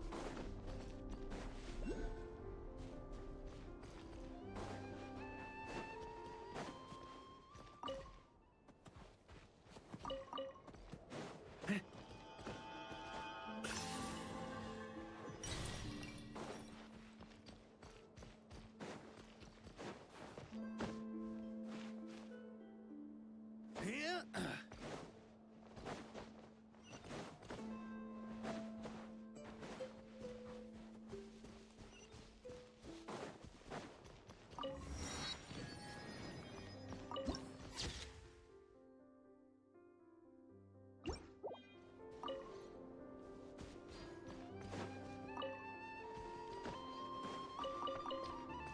Here.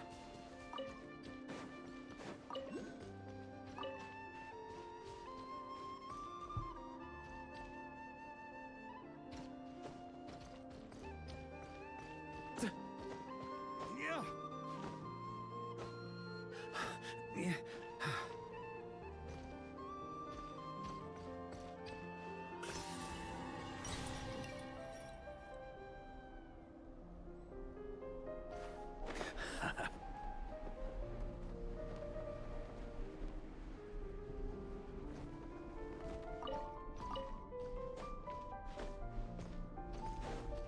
Huh? Here. Ooh. Huh.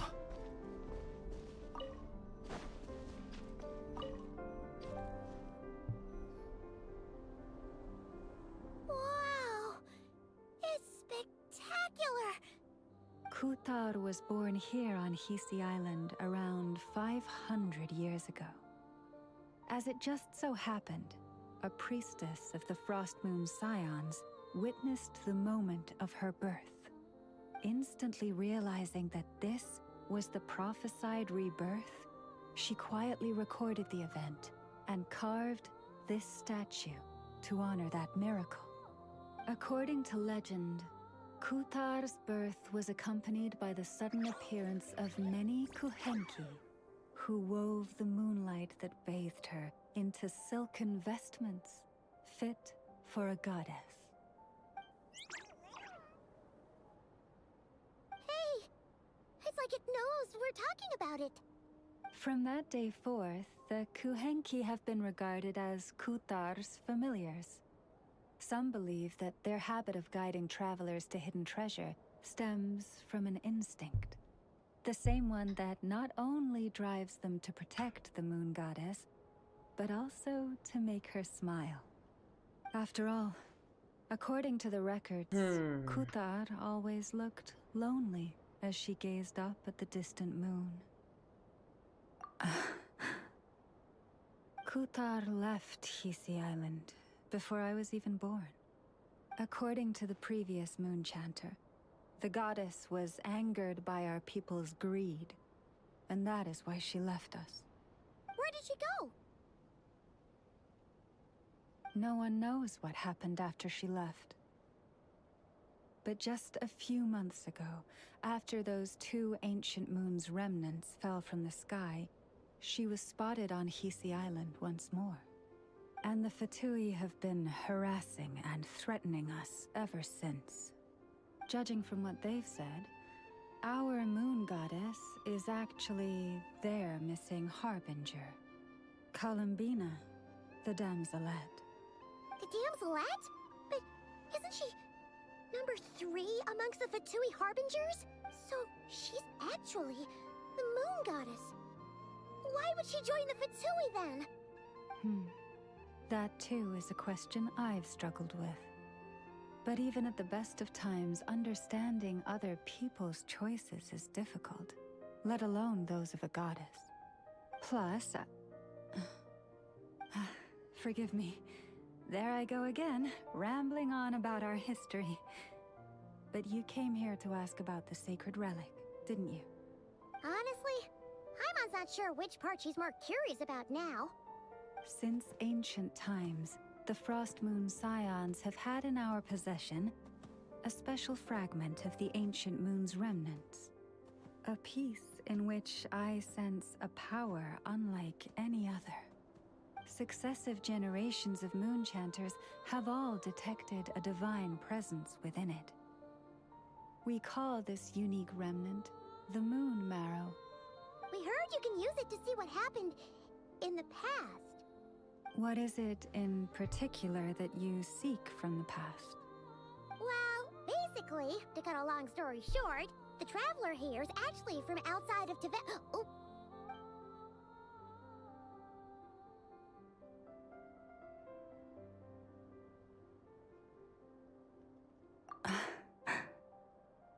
Thank you. Your honesty is a sign of your trust, both in me and the Frost Moon Scions.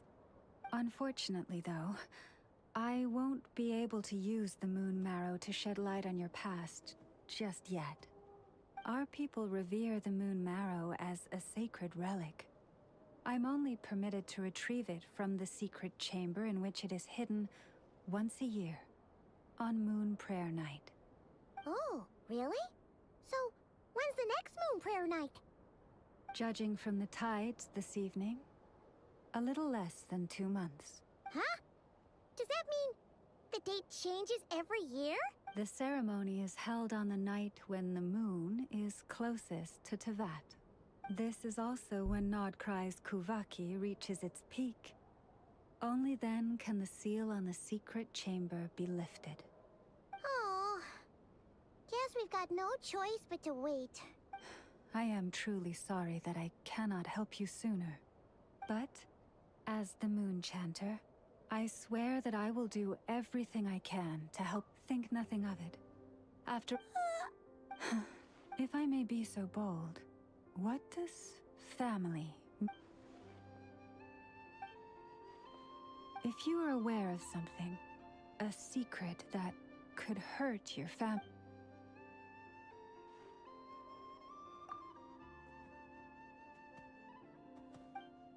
Oh, I'm so sorry. That was a strange question. I didn't mean to put you on the spot. I guess I've just never met anyone with a story quite like yours before. I just suddenly had the urge to ask. It's getting late, and you two must be rather tired too. Would you like to stay the night here on Hisi Island? I can have someone prepare some lodgings. Oh, that's all right. We've already got a room back at the flagship as it happens. Speaking of which, if you ever need us, feel free to come knocking. Do you need me to show you the... No worries. It's quite a way, and you should get some rest too, Lauma. Understood. Then I won't keep you. May your first night in Nodcry pass in still... So, what you thinking?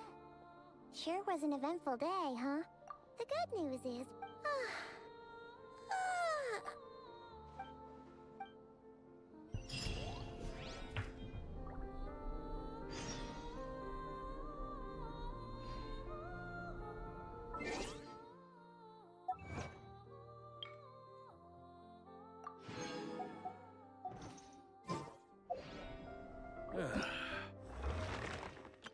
I know.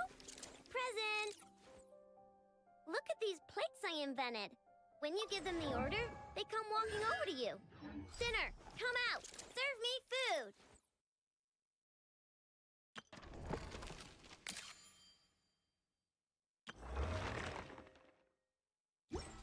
Sure feels good to get away from my desk. All right.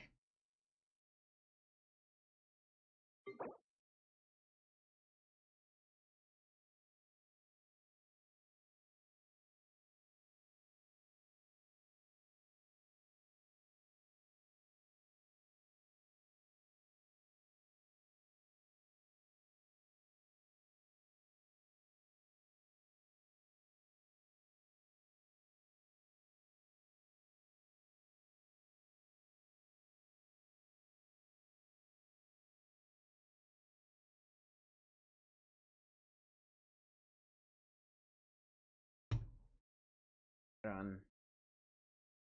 Alright. Thank you all for hanging out with me. Thank you for spending time in the stream. I need to go back. Getting tired and I'm not really producing.